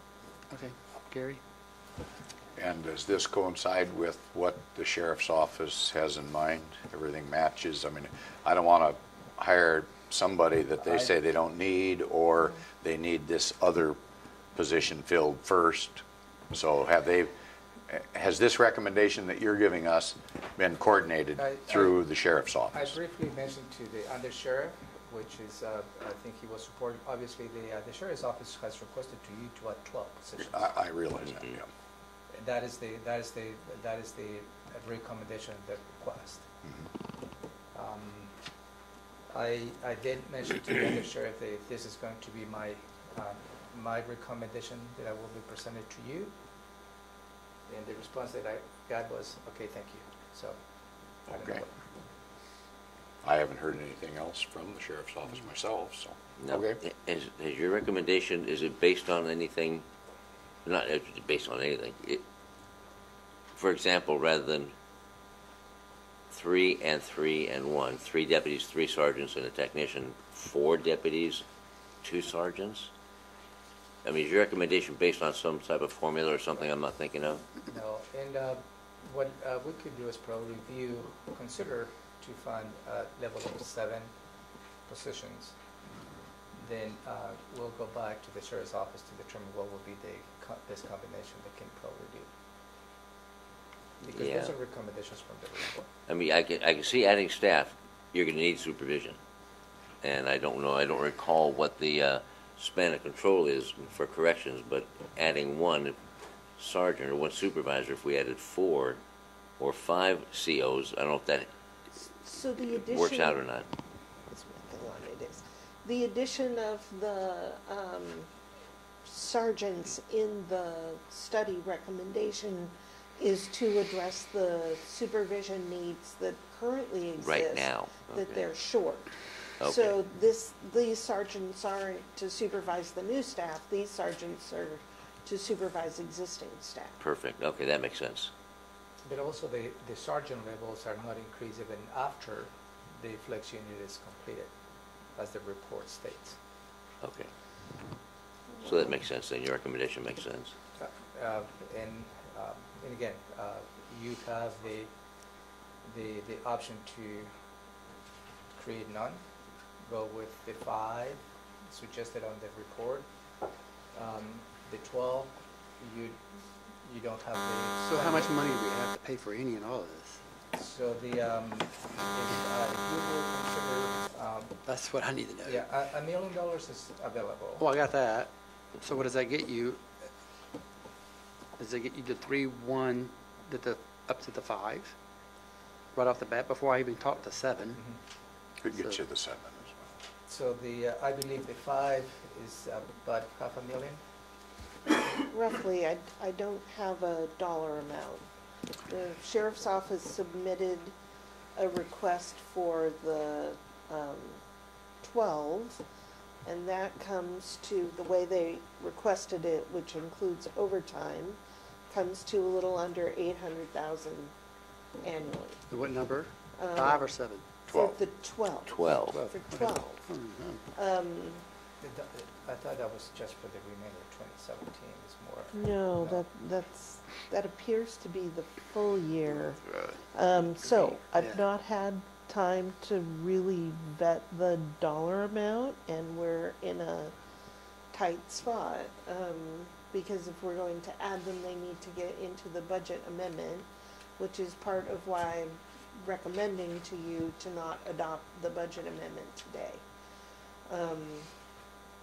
So that we can get what the dollar amount really needs to be, whichever direction you would like to go. Sure. But I can tell you that if you should go with Romero's recommendation of 7, there is sufficient money in detention sales tax to fund that on a consistent basis. Okay. If we have about $1 million of DST money, detention sales tax, that would fund 12. And Ish. leave a little left over. Then it would not make sense. It would fit within that parameter. We could hire or give authorization to hire 8 COs, 3 sergeants, and the technician. That's 12. You could, but I guess the part of my question to you is, on what basis? We have the recommendation of a national expert on what the staffing levels in the jail should be, by position. He and his team spent a substantial amount of time in the jail attempting to determine, based on the facility, the population, the shifts that we use, the leave patterns of our employees. He had a way to get to these numbers that And made growth. sense. So if you're going to depart from this, I guess I would ask you what the basis of that would be. That's kind of where I was going to. Yeah, and his recommendation was 7. 5. His recommendation was using current operational procedures, you need 5 to cover everything that's needed at the jail, including the space that is used when we're over capacity in the transportation area and the video area. You need 5. If the sheriff were to change some of the practices on who does what and procedures, then the jail would operate at much better efficiency with 12. And then, of course, when we expand, you'll need more, 14 more. But that's the basis of his numbers. So I'm looking at this chart, and it says number of new COs 7. Where am I missing 2? What's the CO to make sure? So What's it's the CO? 7 are Correction officer. Okay, sure. they're, I that don't see is 5. under the 12. I'm sorry? That's under if you were to fund all 12. Commissioner, my recommendation was Okay. to take 2 out of the 7 on the second column and move it into. Move it. To give them a little more capacity. And Okay. hopefully that would address some of the overtime issues. Okay. Which results hopefully in overtime One would savings. hope. if you look, and this is just That was my beef. Yeah. Hope. my thought process. On the number 5, you add 3 sergeants and only 1 correction deputy and 1 technician, which, you know, addressing the overtime may not be viable. So adding additional staffing will help the operations, hopefully reducing the overtime. So there's also the question of can they fill the vacancies? Well, and you Yeah. heard that. That's a perennial Yeah. forever issue throughout law Yes. enforcement. But I want to give, obviously, the best bang for our buck that is sustainable, doable and sustainable, but also gives the sheriff and staff the operational support they need to minimize risk and health hazards or health, injury risk to our staff, but also allow for proper supervision. Right. Can't just keep adding bodies without supervisors. So one of the things, by adding 2 FTEs, one advantage is, given the vacancy rates are pretty consistent, whether you have 90 staff or 120 staff, you usually have X many vacancies. Mhm. The number of vacancies doesn't change. So by adding 2 additional correction deputies at this step would it would start to get them ahead of the curve, if you will, on vacancies. They might get to a point where that typical number of vacancies isn't affecting operations the way it is today when we have an absolute minimum number of staff. That is a very valid reason to go forward with an expansion of the numbers. Mhm.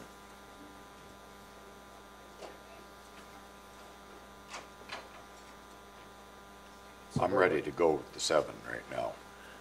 Get the ball rolling. Yeah, I am too. Okay, so it's 7, and so it would come out of the, Detention. Detention sales tax. yeah, I just hate being jammed. I absolutely hate being jammed. I don't ever want to be jammed again. I can't stand it. Can I ask, what do you mean by that? Where are we getting A jammed? recommendation, and why didn't we talk about 7 and the previous as far as alternatives? Well, the alternatives, and again, those alternatives are still in front of you. I know, My but recommendation is just my recommendation. I know. And you're in the position not to take my recommendation and go with what is in front of you, whether it's 5, 12, or 26. Sure. 26, you can afford it. And then when I ask the question of how the numbers lay out, we get hope is the method of getting this solved.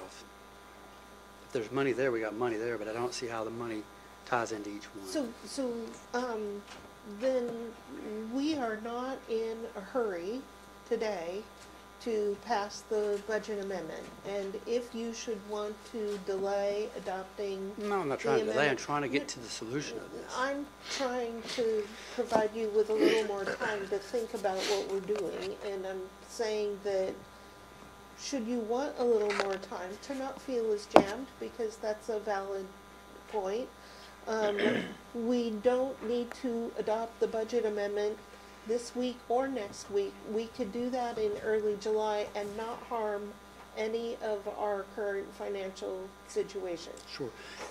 Is the total number 26 overall we got to get to in order to facilitate? When the flex unit is built. So there's another 14 we got to talk about, right? That is my worry. Okay. That is why it impacts now how to even get to that additional 14. Yes, it does. So. Do we have the money for the additional 14? I'm absolutely not prepared to talk about that today. That's my concern. So what I would recommend is delaying the adoption of the amendment to July.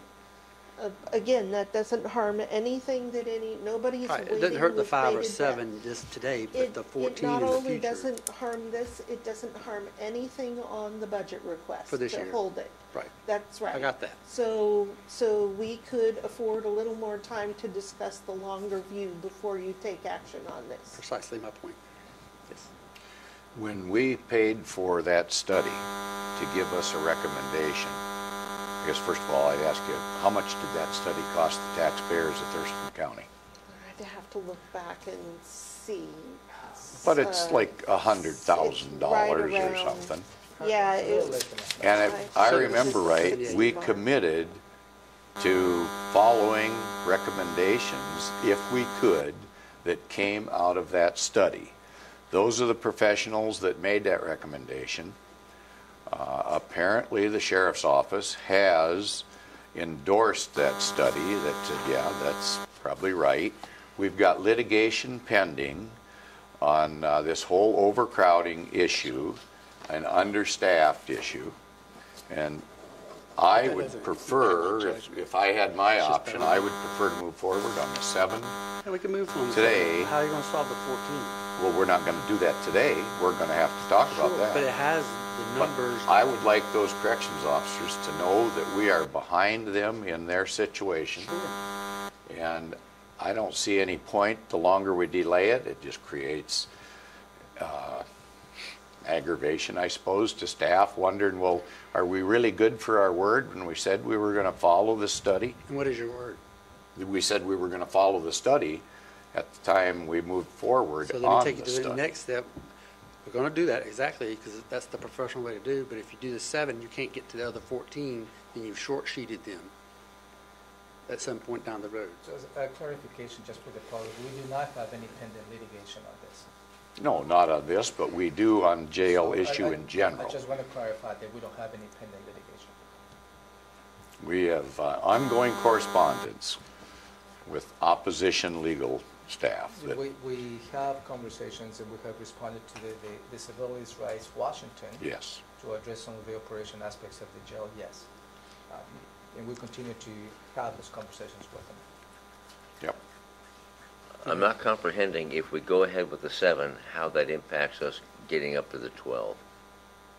Do you have additional DST money set aside for the additional 14? no, it won't pay for the entire, So so you you might see only there's stop a at 7 and never get recommendation to the of other 14. 26. There's, Which we is a can't good thing afford or a bad 26. thing at the same time. Right, so if we move ahead with the 7, and there may or may not be the money for the additional 5, additional 12, no, additional 5, 14. 14, We'll need 14 more for the new posts. or don't do it now, and potentially we can do all of them? No. That didn't make sense to me No, either. that's not the point. You can do the 7. I got that. But you're not getting the complete thing that Gary's mentioned about is honoring the plan by not having a total financial plan for the 14 in addition to the 7 we're talking about now. You get one bird, but you don't get both birds. So if I understand what Commissioner Blake is stating for me, is you're not necessarily opposed to taking any actions No. on whether it's 5 or 7. That's all or part of whatever it. that I was is. No. for the 5 or But you 7 would like anyway. You would like to see what is the financial plan when we get, in 2 years from today, Right, the impacts on that. 2 years from today, when you will be facing the option. Right, I'm trying Or to the look decision. ahead around the corner so that if we're making this 7 decision today, is there any unforeseen actions? I'm just trying to get out of there ahead of it. So if you should make the decision for 7 today, then Or tomorrow. come 2 years from now, you'll only have to add 12 more. Yeah. You're like buying 2 more now. So there's that, but that's a very small dent in what will be a big price tag for that many FTEs. Okay. And you're absolutely right, we've not got a firm plan for that yet. It's a small dent, but it's huge. It's huge for the COs and for the sheriff that are working it now under those conditions and moving to get bodies into those spots. Hopefully they will be hired and our vacancy rate won't go up. Yeah. Again, hopeful. Right. Because Well, they- and the big hope is that the overtime will go down. Yeah, That's where one we would hope think. to save. Which is money. what I was stating the other Yeah. day. The current schedule to finish the construction of the flex unit is by the end of 2020. So you will not be facing the possibility to the 26th in this biennium, but you will see facing that decision making of the 2021-2022 biennial budget. So, go ahead. I just think there's impacts we haven't had a chance to discuss, be able to at least mitigate them in some capacity. Other than here, so that's what I use the word jam, but it's just, we haven't done the whiteboarding. on this in the long range. And I won't say it scares me, but I just can't see a little far ahead to be able to say, get my head wrapped around it, Okay, so financially. And how, what because if- then it's going to reverberate across the board of the entire budget.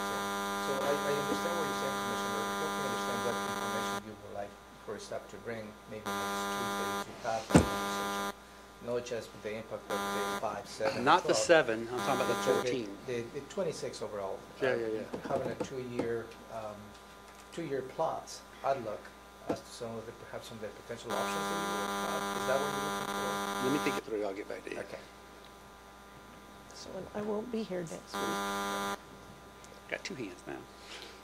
You first. I just want to reiterate, I am for the long range. Let's look at it down the road. However, I'm still adamant. I'm just ready to move on with the 7 now. Yeah, same here. But we need to look at this 14. I want to say that we have inherited a nightmare, this board. That jail is in a worthless location. It's not an efficient operation, but we need to do something, and we've got staff over there that is depending on us to try and come up with a solution. We've got a criminal justice system that needs to have the assistance. We've got the prosecuting attorney that is making headway. I'll just use as an example, first look. He seems to be coming up with some quicker responses to solving litigation involving certain defendants. Very much at the front part of the process. Right. Mhm. So I hope we're headed in the right direction. And Flip is working. And, right, we've got no guarantee, but we're in a pickle. And we need to help those folks out some. We've got them over there working in that condition, and I think we're obligated to move forward, at least with the 7 for now, and then let's study what we're going to do farther down the road. I mean, we've got options. We're going to work in the legislature. Next session, that 2006, what is it, House Bill 2006, that'll give us a little flexibility maybe so that we'll have some options that maybe we can make some adjustments and line item budget figuring. So I would like to move forward with that 7 positions now, as the other commissioners have said, and then study, You don't farther need on to down. study anything else. It's clear there. It's how you're going to fund it. Well, I know it's clear how you're going to fund Study it. the funding. Yeah. How we're going to make it work. Well, okay. And I'm very impressed, as you said, Commissioner Edwards, with the reduction because of all the criminal justice initiatives out there and the refocusing. How we've gone from overcrowding and people on the floor from the 40s to the 30s to the 20s down to 0 to 10. That is exceedingly encouraging. Everybody seems to be doing their part to reduce the population in the jail. And so I think we need to do what we can to help them out currently with what they have. Staffing-wise, what they need.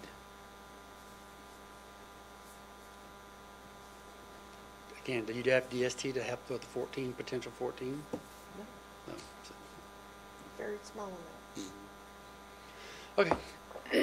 That's my point. But we do have enough to do the 7. Oh, yeah, I got that. I'd Thank like you. So what is the pleasure of the board? Thank you for your recommendation. I would like to follow your recommendation, sir. Yes, So sir. it'll be 7. But I don't know, do you want 3, 3, and 1? You have a legislative authority over that too, so.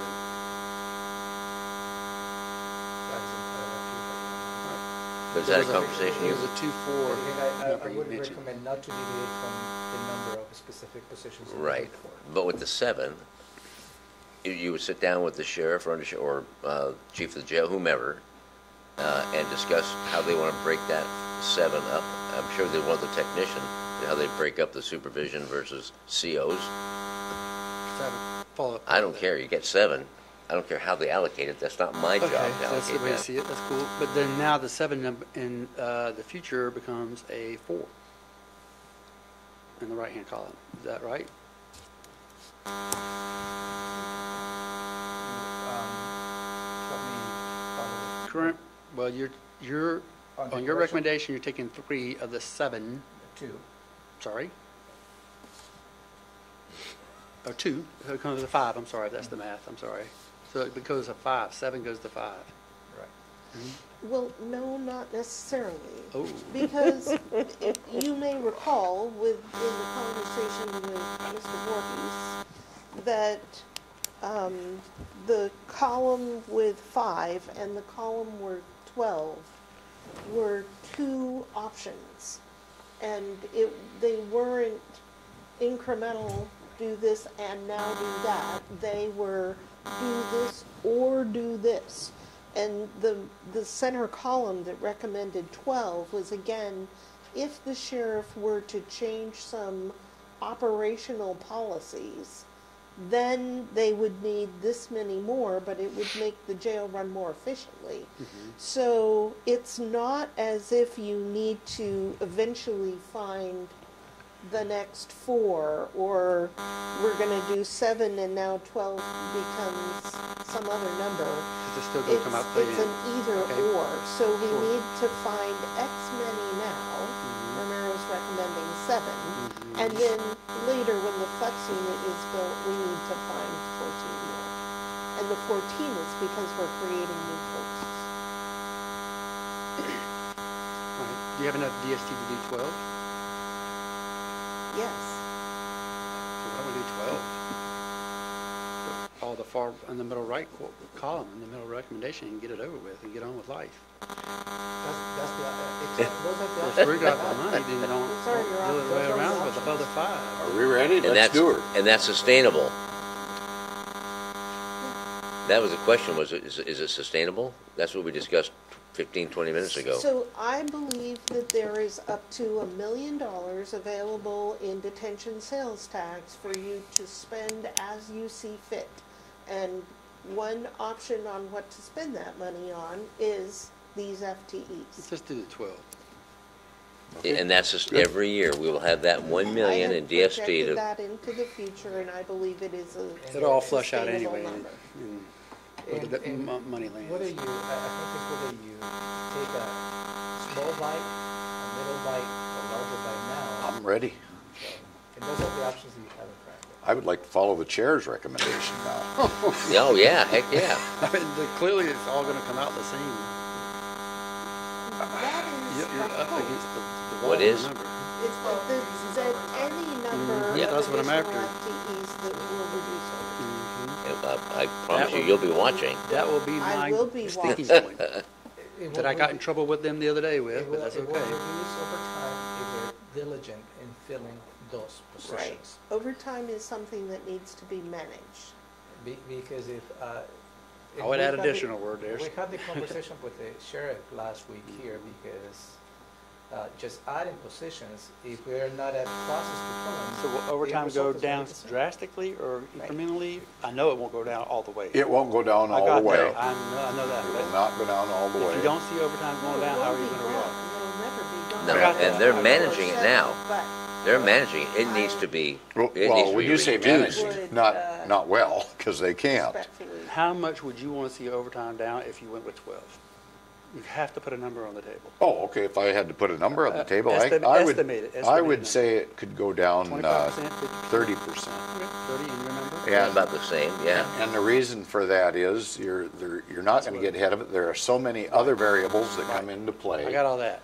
That we don't So control. it will It cannot help. stay the same number. But- If you do 12, it cannot stay the same Above as it was and- in the past. Above and beyond just the number of hours, That was my you're question going to last have week. a benefit from staff. You get burnout. I got all There's that. a lot of other things that That's not the point. play into excessive The overtime. point is, it cannot stay as it was in the past. If you're going to put 12, Yeah, it has to come right. down.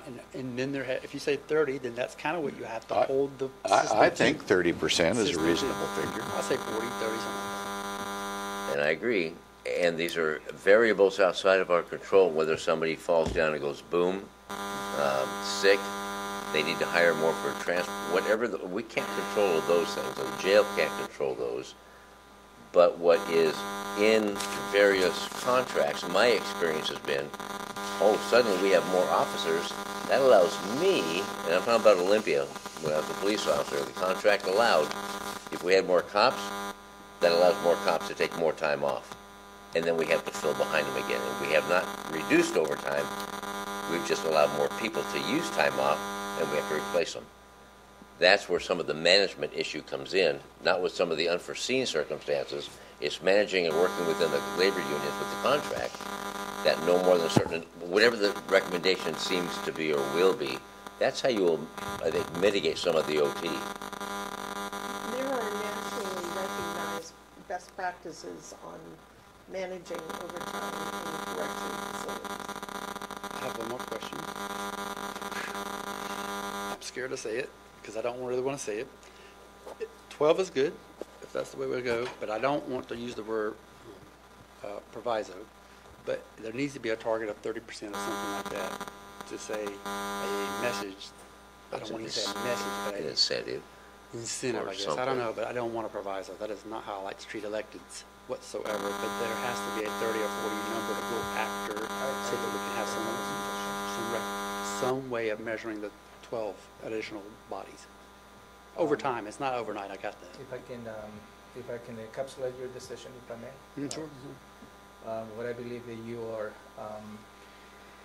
providing direction to include 12 new positions.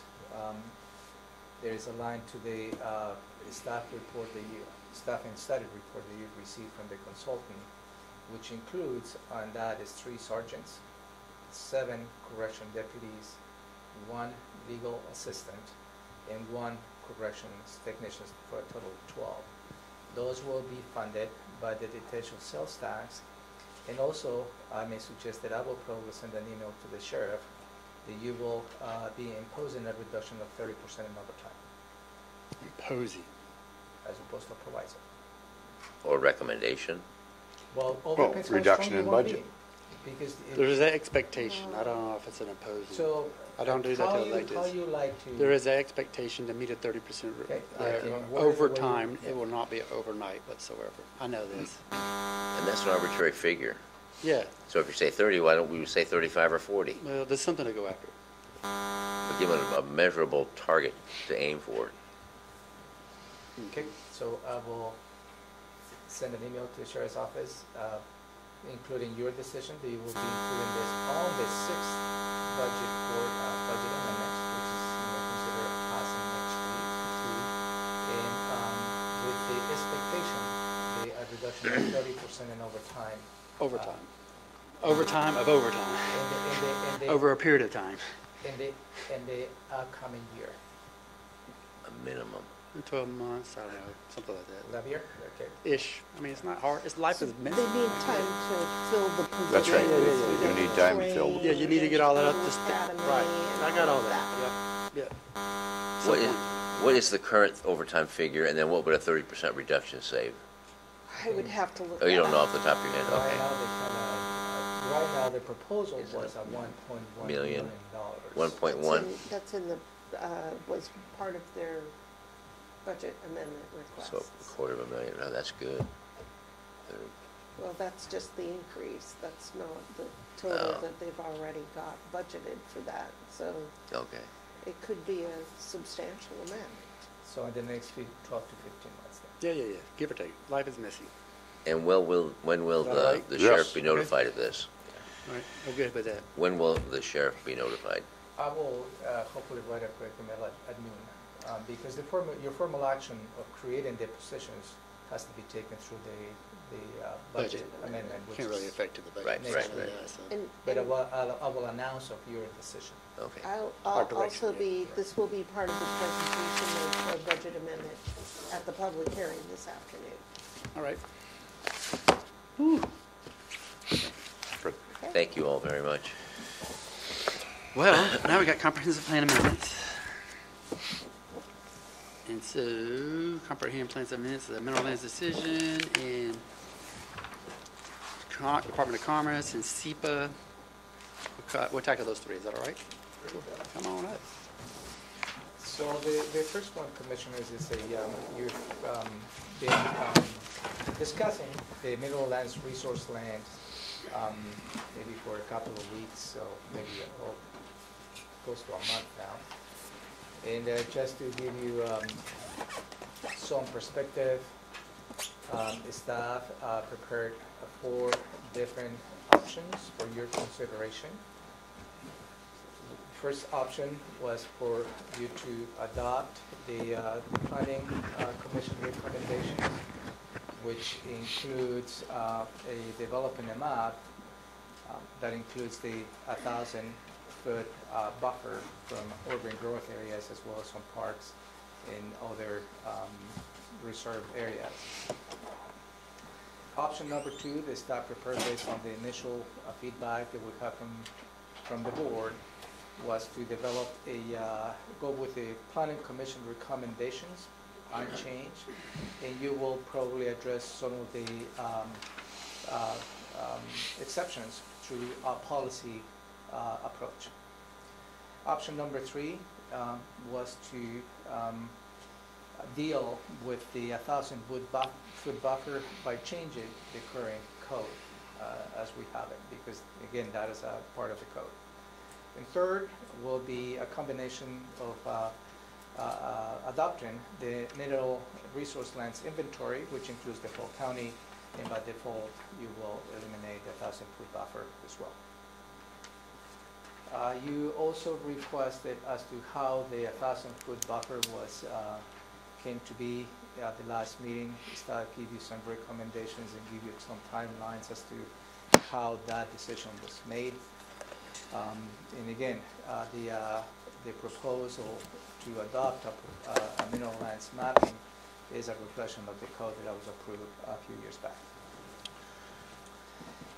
Last week, Commissioner Edwards handed me over the highlight of parts of the code that he would like to discuss as part of this conversation.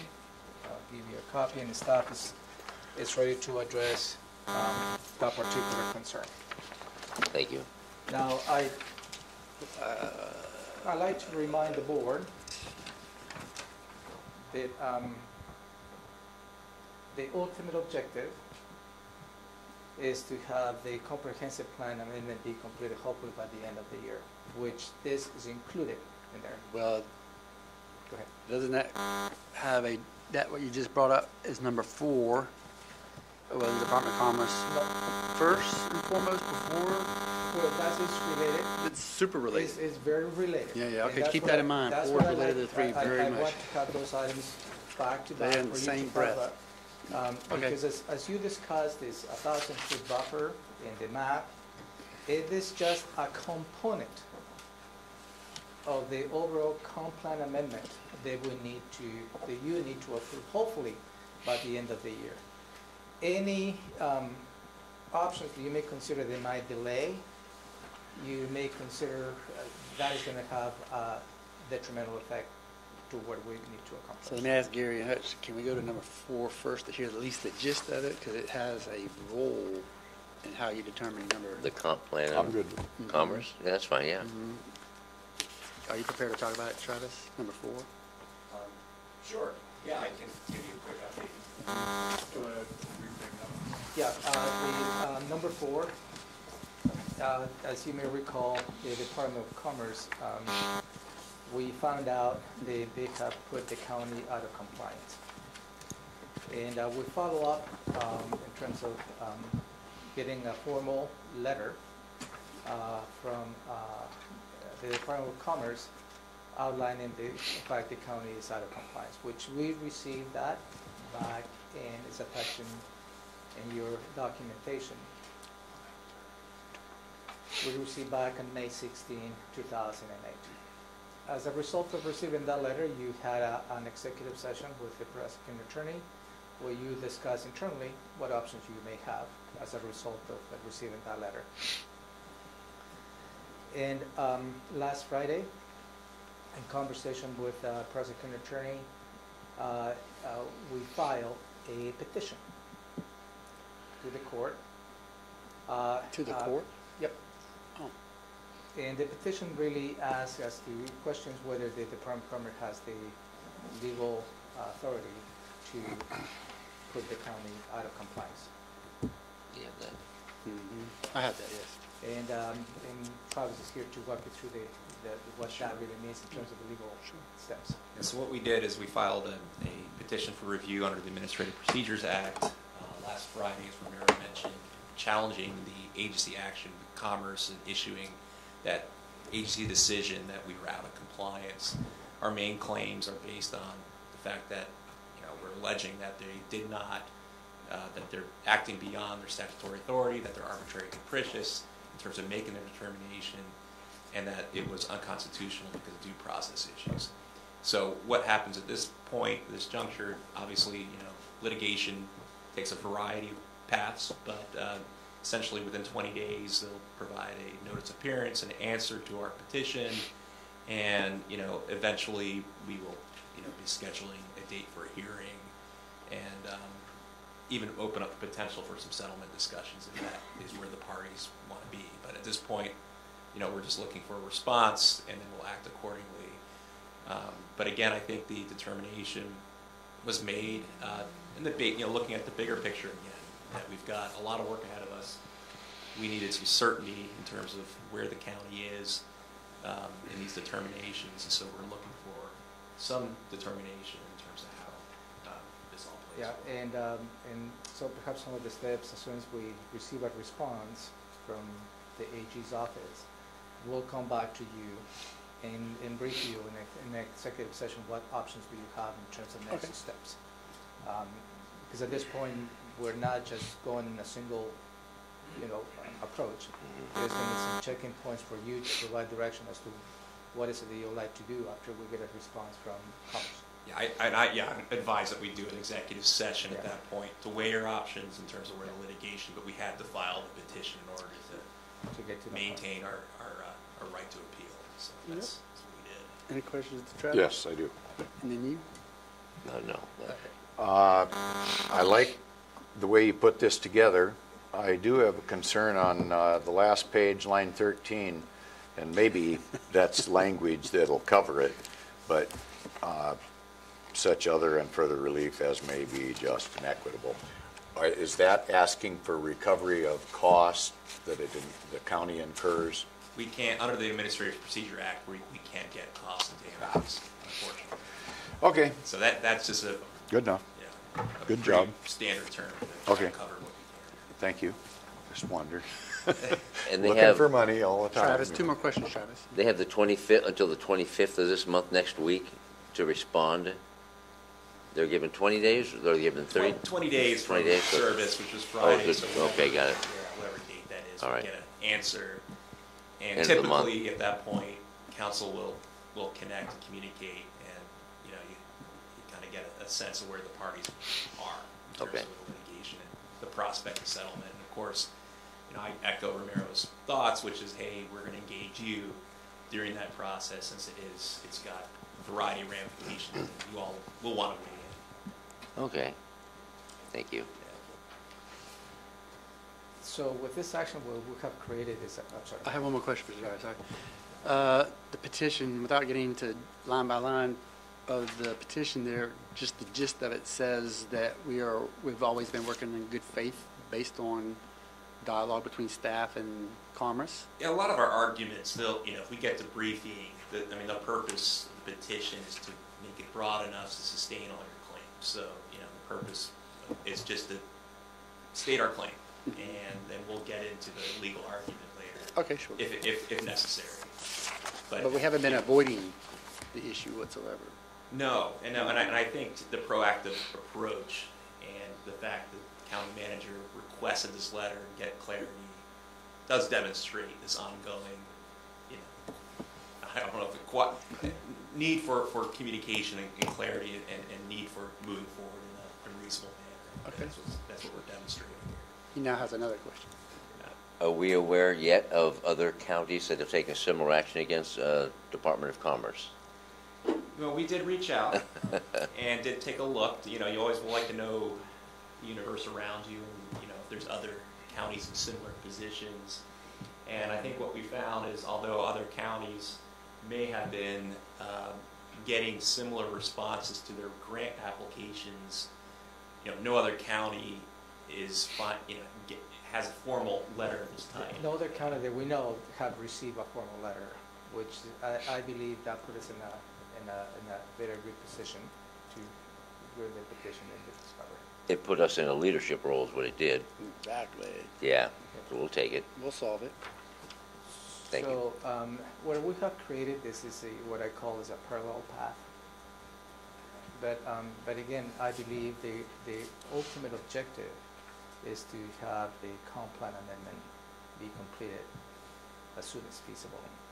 And the current schedule that we have is hopefully by the end of this year, where you will take an action in adopting the comp plan amendments.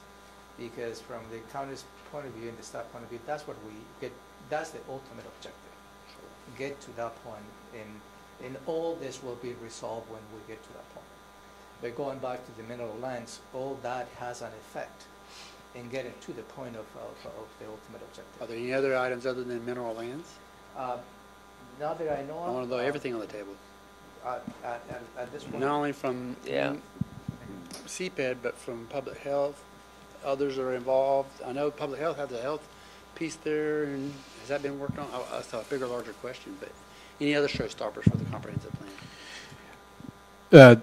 So in terms of showstoppers, a lot of it is dependent upon the public comment and how we receive that and how then it's reacted upon with the board. So from our perspective, we're moving forward.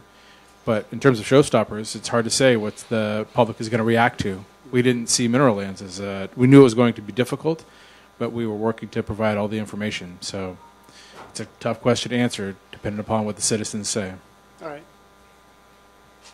So that answers a lot of number 4 per se, unless you have any other. Travis, anybody else have anything? Okay, move it back up to 3, the mineral lands designation. Thank you, Travis. Yeah, the mineral lands disconnection, walk you through the 4 options that you have. And from the staff's perspective, options number 3 and number 4, although that's part of the decision-making process, does have an effect on the schedule in delivering the comp plan amendment.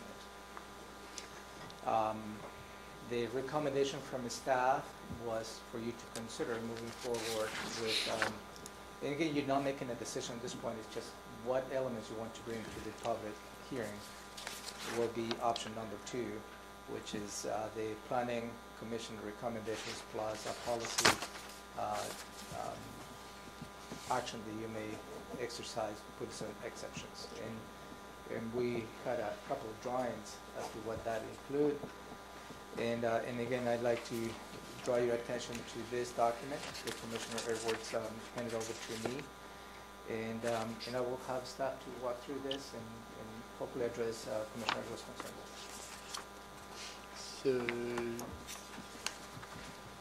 we have this document here. Is that what you're going to go to? I'm just trying to make sure we're on the same page. Are you briefing Allison?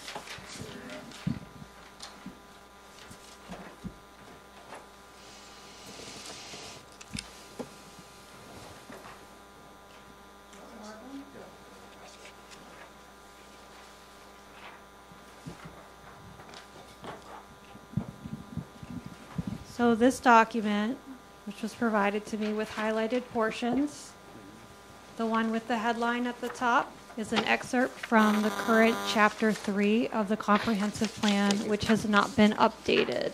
Has not been updated. Has not been updated. The current existing, non-updated Chapter 3 of the Comprehensive Plan.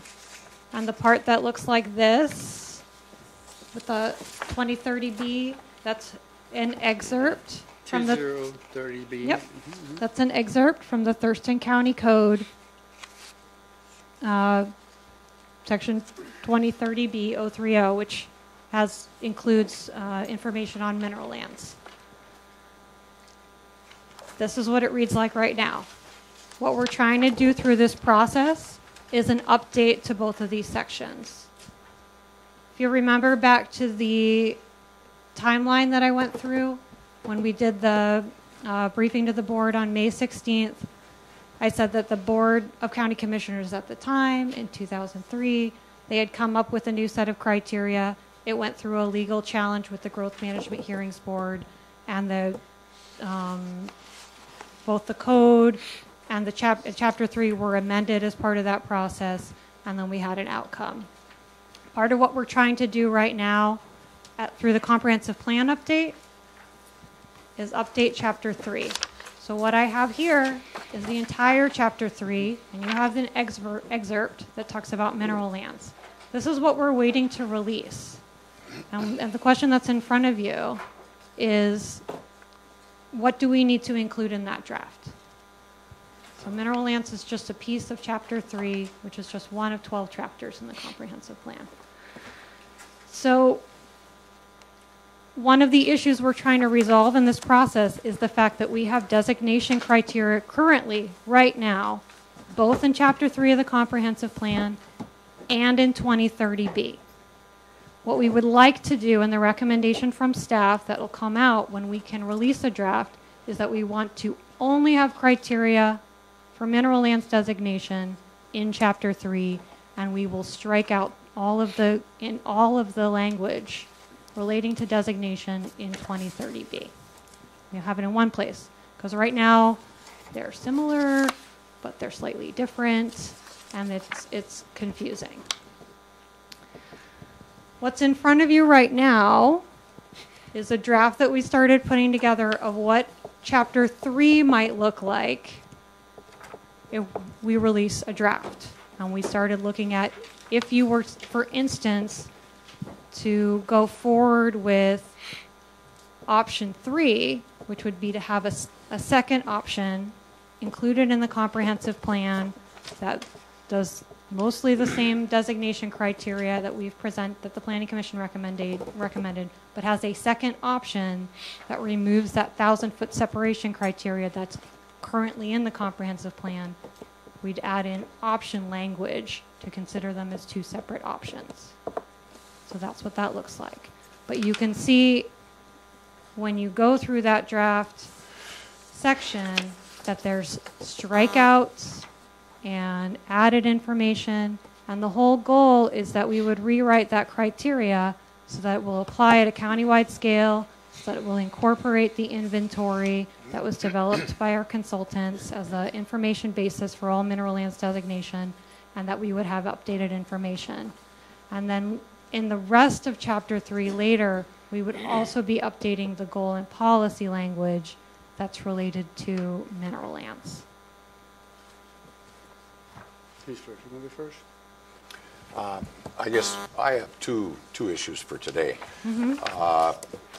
I don't have a real good understanding on, I realize we're making some changes, but how we can strike out specifically some verbiage, but not strike out something as specific as a number, and the 1,000 is that particular issue. That's one issue. What authority do we have that we can remove some things without going through the process, but other things have to remain? So that's kind of a question to be answered. And then I'm still a little stumped about the 1,000 with a 60% area on the 5-acre parcel, or that's right below location on your third page under natural resources of the comprehensive plan. So maybe it's the second paragraph under 2, I guess. So those two issues. And then I have mentioned earlier today that we inherited a nightmare when it comes to the jail. We also inherited a nightmare when it comes to the litigation that the county was involved in on a gravel pit in Maytown, and we in fact lost over $13 million in that nightmare. And you could argue, well, we've got insurance that's going to cover some of that. Well, that's all tax money. It's the insurance risk pool is contemplating, do they want to kick us out or not? So where I'm going with this now is, this is a letter from a law firm that was passed to Vicki as she was conducting a meeting with concerned constituents on how this is going to move forward. In reviewing that letter, it makes reference to a case in 2008, and apparently that falls after the time when when some of this language and numbers and verbiage was put together in 2004. I don't know the chronological list exactly. But my concern is, you know, every attorney is going to have an opinion. So this is just an opinion. That's what it states. But it's making reference that we might be dealing in something that is illegal, and then cites a particular case. And I would like to have legal staff at least review this, because I don't want to proceed forward just kind of with our head in the sand and not recognize that this is an opinion, and see what our legal staff says about this particular, I don't know if you want to call it a recommendation or an opinion, whatever it is. But I mean, I don't want to get in another nightmare like the Maytown nightmare, where we end up in litigation and lose a bunch of money for the county taxpayers. So I don't know if you've seen this. When do you receive that letter? When did we get this letter? This is not addressed to the county. This is a letter that one of the industry folks received apparently from their attorney, pointing out during this meeting, I guess, that there might be some problems with our particular code. So all I'm asking is, as we move forward, to make sure that we consider what's mentioned here, so we just don't move forward blindly without taking a look at this. That's all. It's not addressed to us. It was addressed to someone in the industry, and the letter was passed to me on July 13th at 10 a.m. during the discussion. no, June 13th. I'm sorry. And the letter is dated June 13th, so it's really, nobody's had time to digest it. I will be curious, if the letter is not addressed to the county, why are we going to be providing a legal review for the third-party letter? Well, my only concern is, I don't know what you want to call it. I'm just concerned because we received a letter from an attorney to a potential constituent, and that letter has not been addressed to the county, and we're going to spend legal advice, legal hours reviewing the letter. I don't know that we are. I don't know that we're going to expend that resource, but I just think it's fair if we've got an opinion, and I say everybody's got an opinion, and I don't want to go blindly into a situation we end up in another Maytown where we lose $13 million.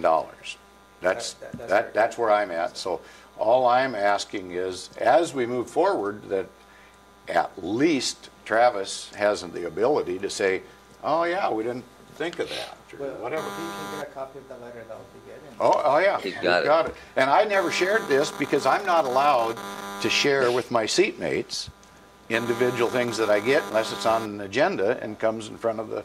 But can be shared with you, of course. Yeah, Yes. I have not seen it, but yeah. Okay. But if I'm an attorney and I'm telling you, my client, what the county's going to rule on this stuff or change this stuff, they ought to be considering these things.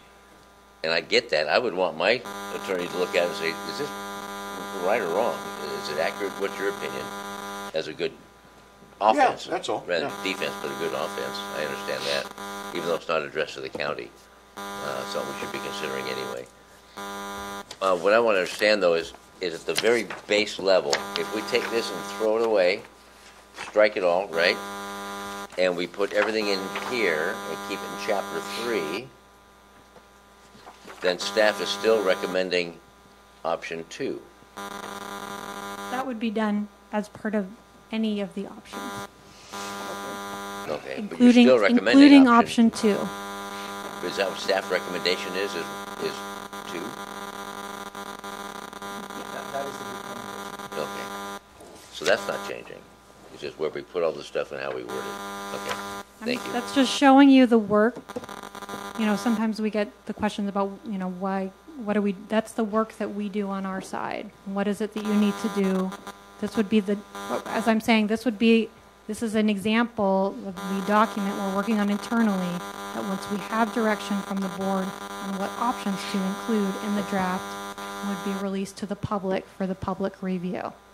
And all of those questions, things like, you know, any kind of legal interpretation or anyone's opinion on any piece of it could be given to the county as part of the formal comment and review period for the comprehensive plan. Okay, thank you. And I guess also the, what is been unsaid, you have an option, the do nothing option. Meaning you can take the whole mineral lands, put it aside, and continue with this comprehensive plan amendment, and just delay that conversation for next year or 2 years. However you like to do that. And then that doesn't delay the whole rest of the plan that we have to do annually? Is that the way that works? Tabling of Yeah. mineral lands. If we table one thing, can we continue to move forward on the rest of the plan? So when we had a conversation about the history, When we had the conversation about the history of why we're doing the designation, one of the things that was relayed during those conversations is that this initial portion of doing this whole project of designating the mineral lands was a request in around 2010 from folks within the community to do this. And that we said at that time we don't have the wherewithal to accomplish that task, to do this big map 1A that's got the 140,000 acres now currently designated that we're talking about right now. Right. What we said at that time was when we reopen the comprehensive plan, we'll address this issue. And so we are doing what Allison has done, this work that she's put into this, is the commitment that the county made back in 2010. If we decide to not fulfill that commitment at this moment in time, we can table the mineral lands and continue with the rest of the county plan update chapter or portion, of the comprehensive plan. It doesn't fulfill our commitment that we made in 2010. Commitment to who? Exactly, and that's kind of what we need to figure out, is that we understand that there was some level of commitment, but we're not sure to whom and to what the ramifications of that would be. But we do think that we, at this moment in time, can table it, if that's one of the options of the board, and move on with the rest of the natural resources portion of the comprehensive plan. That's why I think Ramiro referred to it as kind of the do-nothing option. Personally, I don't think I'm ready to make that decision at this moment, at this meeting. And that's why kind of we're in this sticking point, right? Of we either go this way or we don't go anywhere. But either way, it has an impact back to the initial discussion on our status with Commerce on the comprehensive plan. Right. That whole thing with Commerce and 90 other jurisdictions being out of compliance, does this put us farther out of compliance than we are today? And they're saying we're out of compliance. We're saying they don't have the authority to say we're out of compliance. But, I mean, I'm wondering about that particular issue, if it sets us back farther and we become less eligible for grants or something, because I think that's what brought this all about, was we were denied the grant from ecology. So the impacts on the schedule of finalizing the comp plan amendment. Yeah, okay, and when you say when we opened up the comp plan, is that an annual activity? We adjust the comp plan once a year? That's a good question for Allison. We get a minor adjustment annually, every 10 years. 2 years. Yeah, exactly. So we have the docketing process where we come to you and either the board can decide or citizens can apply on an annual basis for amendments to the comprehensive plan. And we have the periodic update, which is a big update that we do every 8 years or 10 years if there's an extension. And we're involved in the periodic update right now. So an update to all the chapters to bring it up to date. And designating mineral lands is one of the things that we're required to do under the Growth Management Act. It's one of the requirements. Is that one of many? It's one of many. Okay. One of many. And so it's one of the things that to come in the direction from the board for the scope of work was to do things in the comprehensive plan to bring us into alignment with current state law and the requirements under GMA. And so this is one of those items. It's a big one, but it's one of the ones we're doing. And it was one of the arguments that the county made in that court case with the Growth Management Hearings Board, is we said, we're doing the criteria now because that's one of those annual projects. It was a commissioner-driven project. And we're going to do the map and actually do the designation with a map as part of our periodic update. Now, if it's We've got lots of things that are parts of the periodic update: accessory dwelling units, and the housing chapter, and economic development, and forest lands, and 100 other things. If this is too big for us to handle right now, we could look into the idea of pulling it out, saying we want to, reconsider it more broadly than just creating the map based on the current criteria, and that requires more thought and effort. We'll move forward for the rest of it.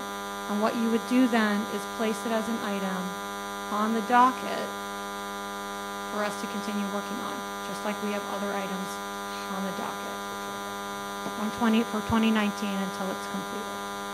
You could do it that way, and then we would have to look into the risk, but of course then we're not, we'd have to look into how we would show that we're meeting our requirements under the growth management act.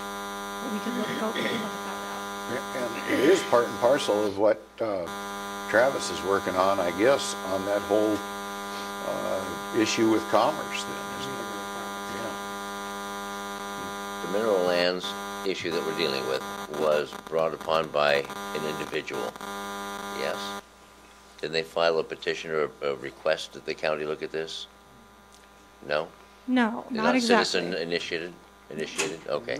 No, it's a requirement under the Growth Management Act that we need to designate mineral lands of long-term commercial significance. Okay. And if we table this until next year, is it just rinse and repeat, rinse and repeat, rinse and repeat? By that I mean you have to go through everything you've just done this year and refresh everything, taking a tremendous amount of staff time. We have to go through another 120 or so emails from the public and public hearings. We're doing everything again, just repeating itself again next year. I mean, it's hard to predict, but remember the timeline that we went through last time when this project started, when the board said they wanted to review and update the criteria, and that ended up being a 10-year process. I mean, we wanted to or were forced to by the whole legislation. I mean, I don't think we're out there looking for work ourselves. But we have a time frame we're up against, it sounds like. Commissioner Hutchings, I think the answer to your question is maybe. We might have that conversation again and again, because this is, like we said, this is a complicated issue.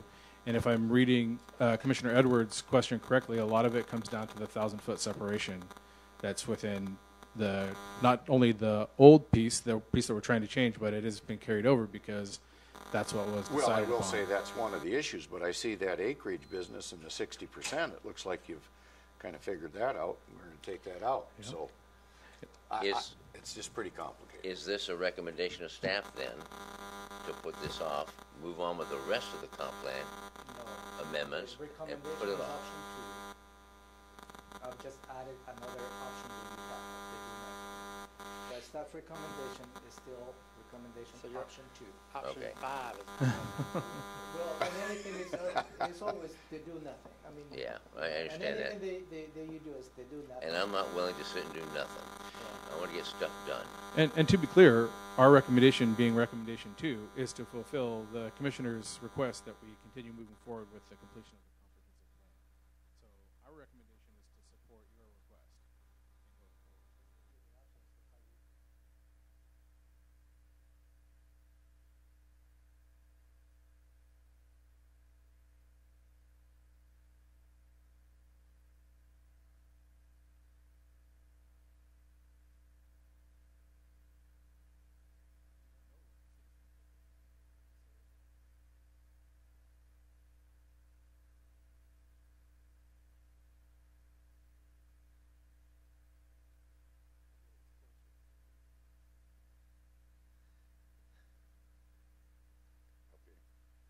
I guess I'll just repeat what I already said, that I don't know, I mean, option 2 might be the answer in the end or not, but I don't know how valid this is. I don't know what this person's opinion is.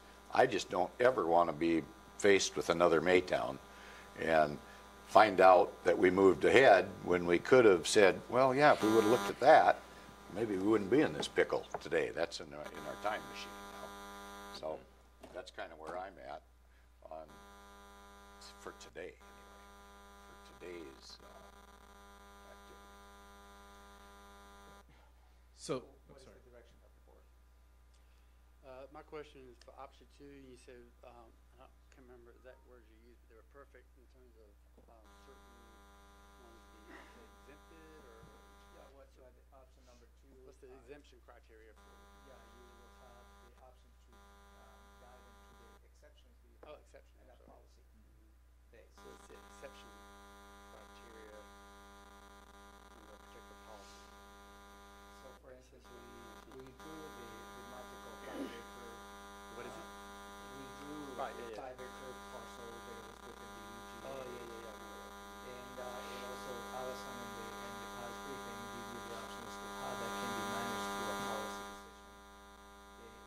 If a 5-acre parcel is a portion within the UGA and has no lines, that can be exempt. And really that is some of the examples, or one example of some of the options we may have via our policy. And again, we're not approving anything today. This is just trying to move forward within the process. Yeah, so that, Provide this type with some guidance. and that process is to, with option 2, remember, is to take this recommendation back to the Planning Commission. And as we continue to have the time moving on, we are missing meeting dates with the Planning Commission. So that's what the recommendation is. But they've already looked at it once, right? And send it to you and Now said, there's a variation, we had to send it back to them, right? yeah, that's kind of the process. Yeah, who's making the decision there, them or us? Well, it's part of the process, the public process is. I guess regardless of what we do, I'm still curious how we can strike some verbiage, but we can't do it. We can't strike a number. We can. And well, I guess we can, but some we can with not much effect, and some we can't without a lot of effect. So that's my concern. I know staff has tried to explain that to me somewhat, and I'm a little dense, but I would like to know under what authority we can do certain things, but we can't do other things. And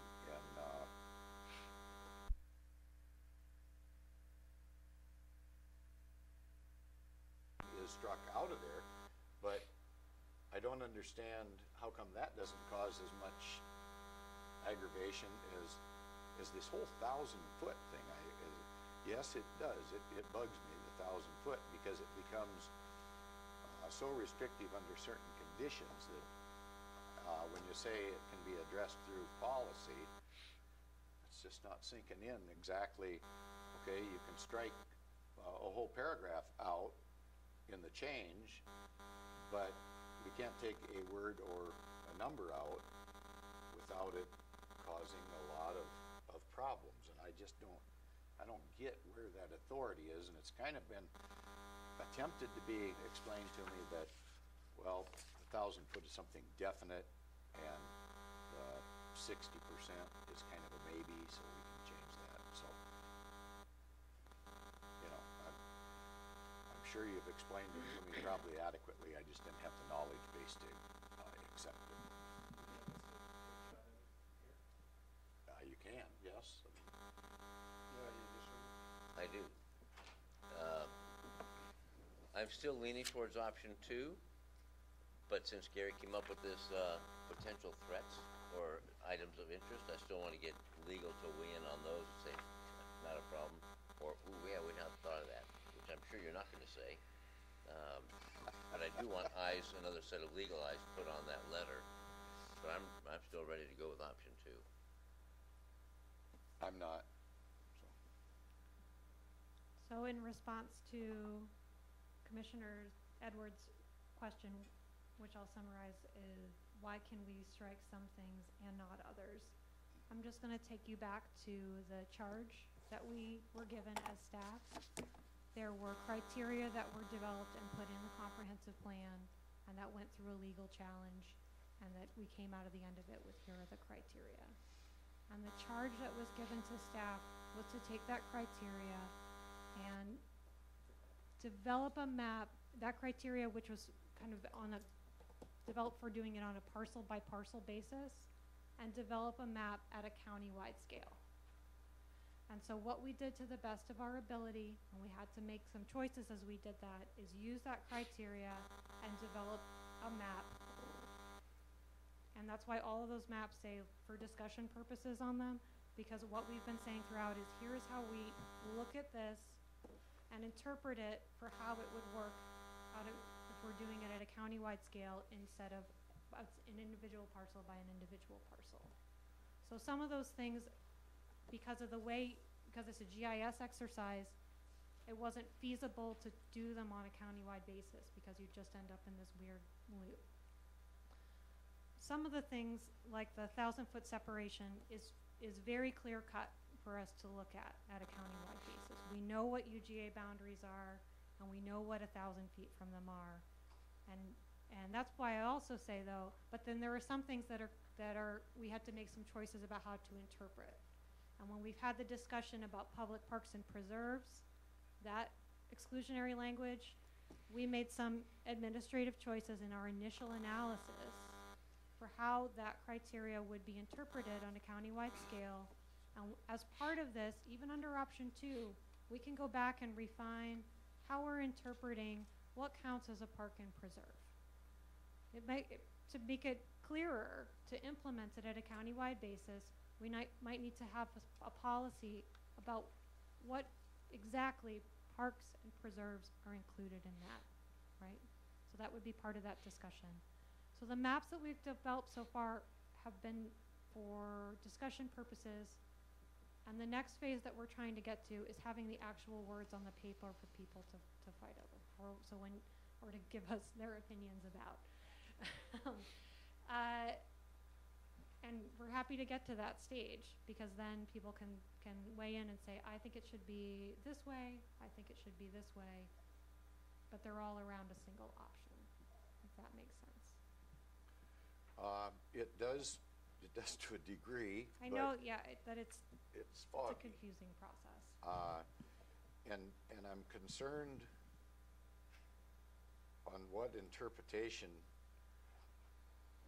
of, I don't know if it's the growth management law, or if there's a code or a WAC or an RCW that actually lays out the authority that yes, we can adjust this, but no, we can't adjust this because this seems to be more concrete than this. And I'm just wondering, where is the authority that lays that out? The specific RCW, the specific WAC code, I don't know, so that we can actually see it and say, oh yeah, so maybe that'll get me to see it. I don't know. Yeah, so here's how I would respond to that. I don't have the specific RCW code reference for you, but when we talk about the process we are required to follow is that any amendment to the comprehensive plan needs to be reviewed by the Planning Commission and then reviewed by the board. And the board makes the final decision, but it has to be reviewed by the Planning Commission. So our interpreted and how the criteria would look at, that's what the Planning Commission reviewed. We said, we're reading the criteria, we're looking at all the rules that are in state law, and here's how we interpret that it would look. Do you agree with this? And they considered some variations from that. That's where we got into co-designation with long-term agricultural lands and some other issues, critical areas, and they made the recommendation that we provided to you.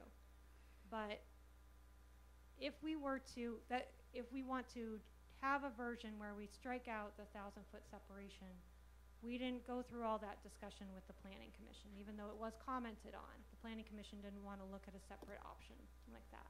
But you could direct them to. That's what option 3 is. That's in front of you right now. You could say, I do want them to look at it. It goes back to them. We develop that as an option for them to consider. They made a review of what staff made as an interpretation as to what could or could not be done, but not connected to a specific WAC, RCW, or code. Well, it was following from generalization, but there's not something in there that says you shall, you will, you may, you can, so that kind of thing. If you remember back to the May 16th presentation, I went through so the RCW says you need to designate mineral lands, and then it directs you to the WACs, of what are called the minimum guidelines for how you go about designating mineral lands. They don't have a lot of very specific criteria in the minimum guidelines. We did consider all of the minimum criteria, and I walked through them with you when we had the presentation. And so we look at those things. But counties also have the ability, and it's very clear in the in the WACs and the RCW and in the court cases, to weigh different goals of the Growth Management Act. And it's our responsibility, and that part of why we need to do it in the comprehensive plan comprehensively is to be looking at things like, where are we going to have urban growth? Where are we going to have rural growth? Where are we going to have affordable housing? How are we protecting property rights? How are we protecting environmental resources? How are we protecting natural resource industries? We have to weigh all of those things when we do the comprehensive plan. And so it's not just about, there's not something in the code, in the WACs that say there needs to be a buffer of this many feet. That's not the way it works. There's no specific direction under a certain title. Correct. But the county does have the authority to make its own determinations about how it's going to balance land uses in its comprehensive plan. Mm-hmm. But it is up to us then to make the final interpretation. Absolutely. We're going to get further briefing on this, it sounds like. Whatever direction you give. What additional? On the options again, and Oh, you want another, a follow-up briefing? I'm not wanting one. I'm just presuming we're going to get another one So we'll with ask- more information from this this new letter and such. We're not deciding today anyway. So that's what, are you requesting a formal briefing No. on this? So that's what I'd like to find out, what additional information, stuff he wants to come He's up at a with. deadlock. He's leaning toward option 2. And Option I 2. need more one-on-one. So. And before I go- feedback from the letter from legal. So I'd just like to find out what additional. It's complicated, I understand. So if, let's say you would like additional feedback on the letter that we received just today, and get a perspective. It appears this can be, as just a part of the public comment. Sure. So, we'll address It wasn't that. addressed to us. It was never addressed to us. So, I do have one question. and you would like to schedule a meeting with Allison? Allison and Josh. yeah. Josh? Okay. And how about you, Commissioner? And I guess I can't sit in on that meeting unless we have a public meeting, I guess. I Is just that got the way it technical works? questions. Yeah. That's all. I mean, am I allowed to listen to their discussion? Okay. That's what I'm asking, so for more briefing. Oh, if you want a work session, we can do All that. three of you will be briefed at the same time. I'll do a work session with my technical questions. This is just technical questions. I see you guys have. Yeah, that's what mine is technical. And I can even address it on tomorrow. We have a check-in tomorrow. Oh, if you want to do it then, that's not a problem. It's just like nitpicky stuff. I don't have enough time right now, and your time is valuable too. You know? Yeah. So I just want So we have time tomorrow? We'll have an individual check-in with Josh. Okay. And I can address my technical with So are you him. looking for a work session as a whole for all three, or one-on-one? That's your, how you like to approach, that's, I can schedule, find a time.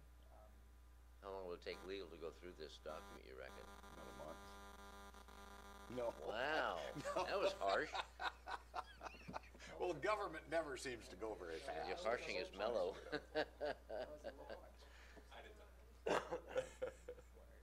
I mean, it's been dropped on you rather quickly, so.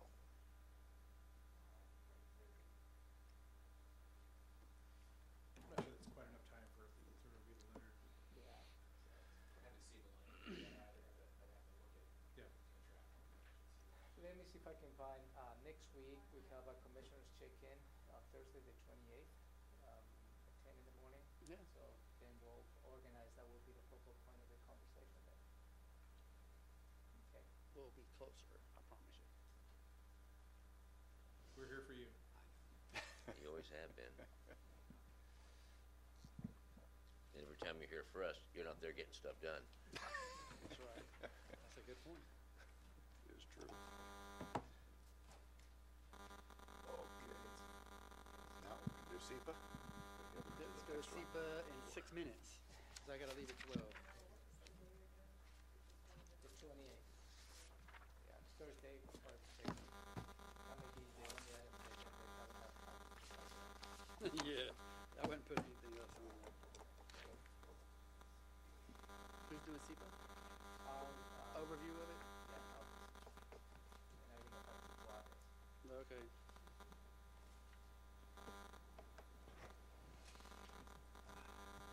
Do this in 6 minutes or less. Travis and Josh are gonna start. They're gonna start with an application right here. And during the application, there's a process that results in two documents or two processes. One is the SEPA process, and what is the permit process, right? So the staff makes a determination, whether it's a SEPA determination or permit determination. In the current conditions, if the SEPA determination is whatever is mitigation of significance or not significance, right now this process can be appealed, right? And the permit process also can be appealed. In both appeals, go to the hearing examiner.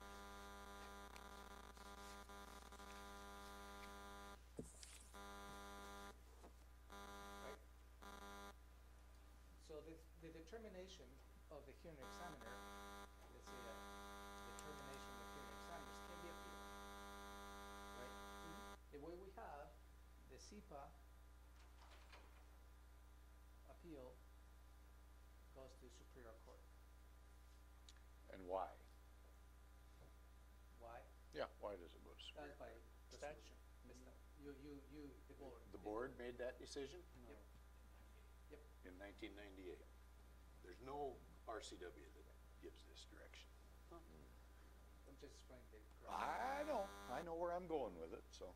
And also the determination of permit, the appeal on the permit, they're gonna say the permit.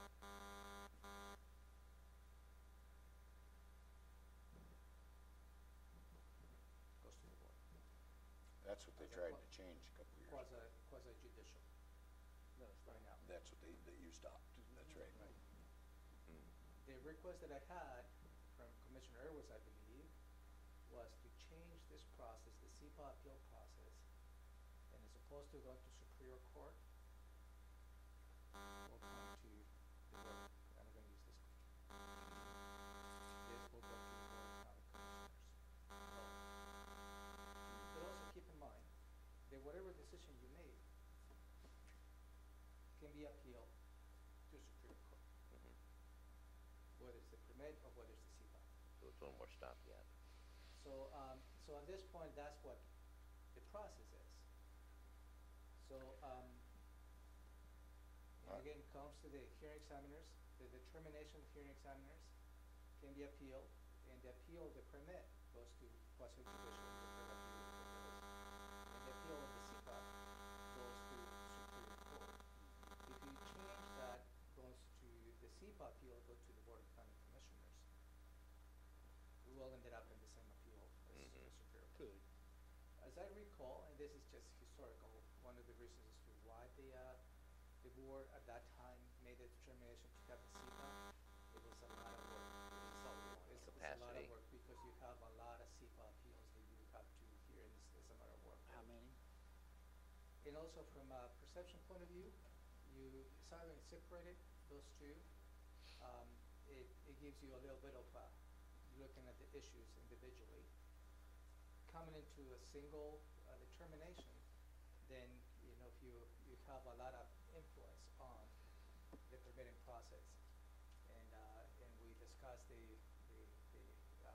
Maytown, and that is specifically related how deed recognition was involved in a permitting process. So this is the process, and this is the proposal. And yes, the commission can change that appeal process to come to the Board of County Commissioners. That's within your purview, and that's what I wanted to present to you today. And the commissioner asked, the chair asked, what kind of numbers, capacity-wise, what kind of appeal? SEPA appeals are there? Actions. So it's the number, but it's also the time and technicality that goes into it. So I think that we get about 5 a year, but those 5 can stretch out. Do you have any more thoughts on that? What do you mean by stretch out? In terms of the technical research and review and the hearing and the back and forth, but talk about it. Because as you see, the SEPA process is extremely technical, impacts on the environment, impacts on noise, impacts on everything is well defined in the SEPA checklist. When you choose to review that as a quasi-judicial, there will be a lot of technical background that you need to come up to speed in order to make an objective decision. On the permit, process is related to code, and it is broad in perspective as to how you can do that. So that's the proposal, and that's what I honor one of the commissioner's request to bring this to your attention. Thank you, but we're not going to make any decisions on that today. No. That's good background information. I didn't Yep, know that. good, thank you. And I could explore it more with staff as well. So that's the roadmap that I wanted to highlight to you That's today. good food for thought right there. Mm-hmm, thank you. Any further last minute Did I miss anything, Travis, on this? Well, it may be a technicality, but if you were to take that proposal, because there's a new law, 95, that the Regulatory Reform Act, you can only have one SEPA hearing. So it would be a recommendation from the hearing examiner and then a decision by the board. So you wouldn't have 2 points of appeal internally. It would just be one decision. So this is a recommendation, and this is not a decision, but it's a recommendation. That's right. That's just a small nuance in terms of what that would look like. I might need to have a little more in-depth discussion on that particular issue later. Got it. Anything further? Nope, that's all I have for you. I think you wanted to talk about this. Yeah, The I'll editorial. I'll talk about it. I mean, I don't know if we're done or Yeah, we're done. it's after 12, so. Go eat. People need to eat. Okay, and then we can talk about this later. Okay. Yeah. What is the title of that? The salmon ruling with the Supreme Court. Oh, okay. Yeah, I don't know if you read the article in the Olympian, but they failed to mention that we were So moving just to- towards solving Just to let problems. you know, Yeah. they didn't want to print the information that we provided to them. Yeah. Oh, you mean, They might want it one-sided? yeah.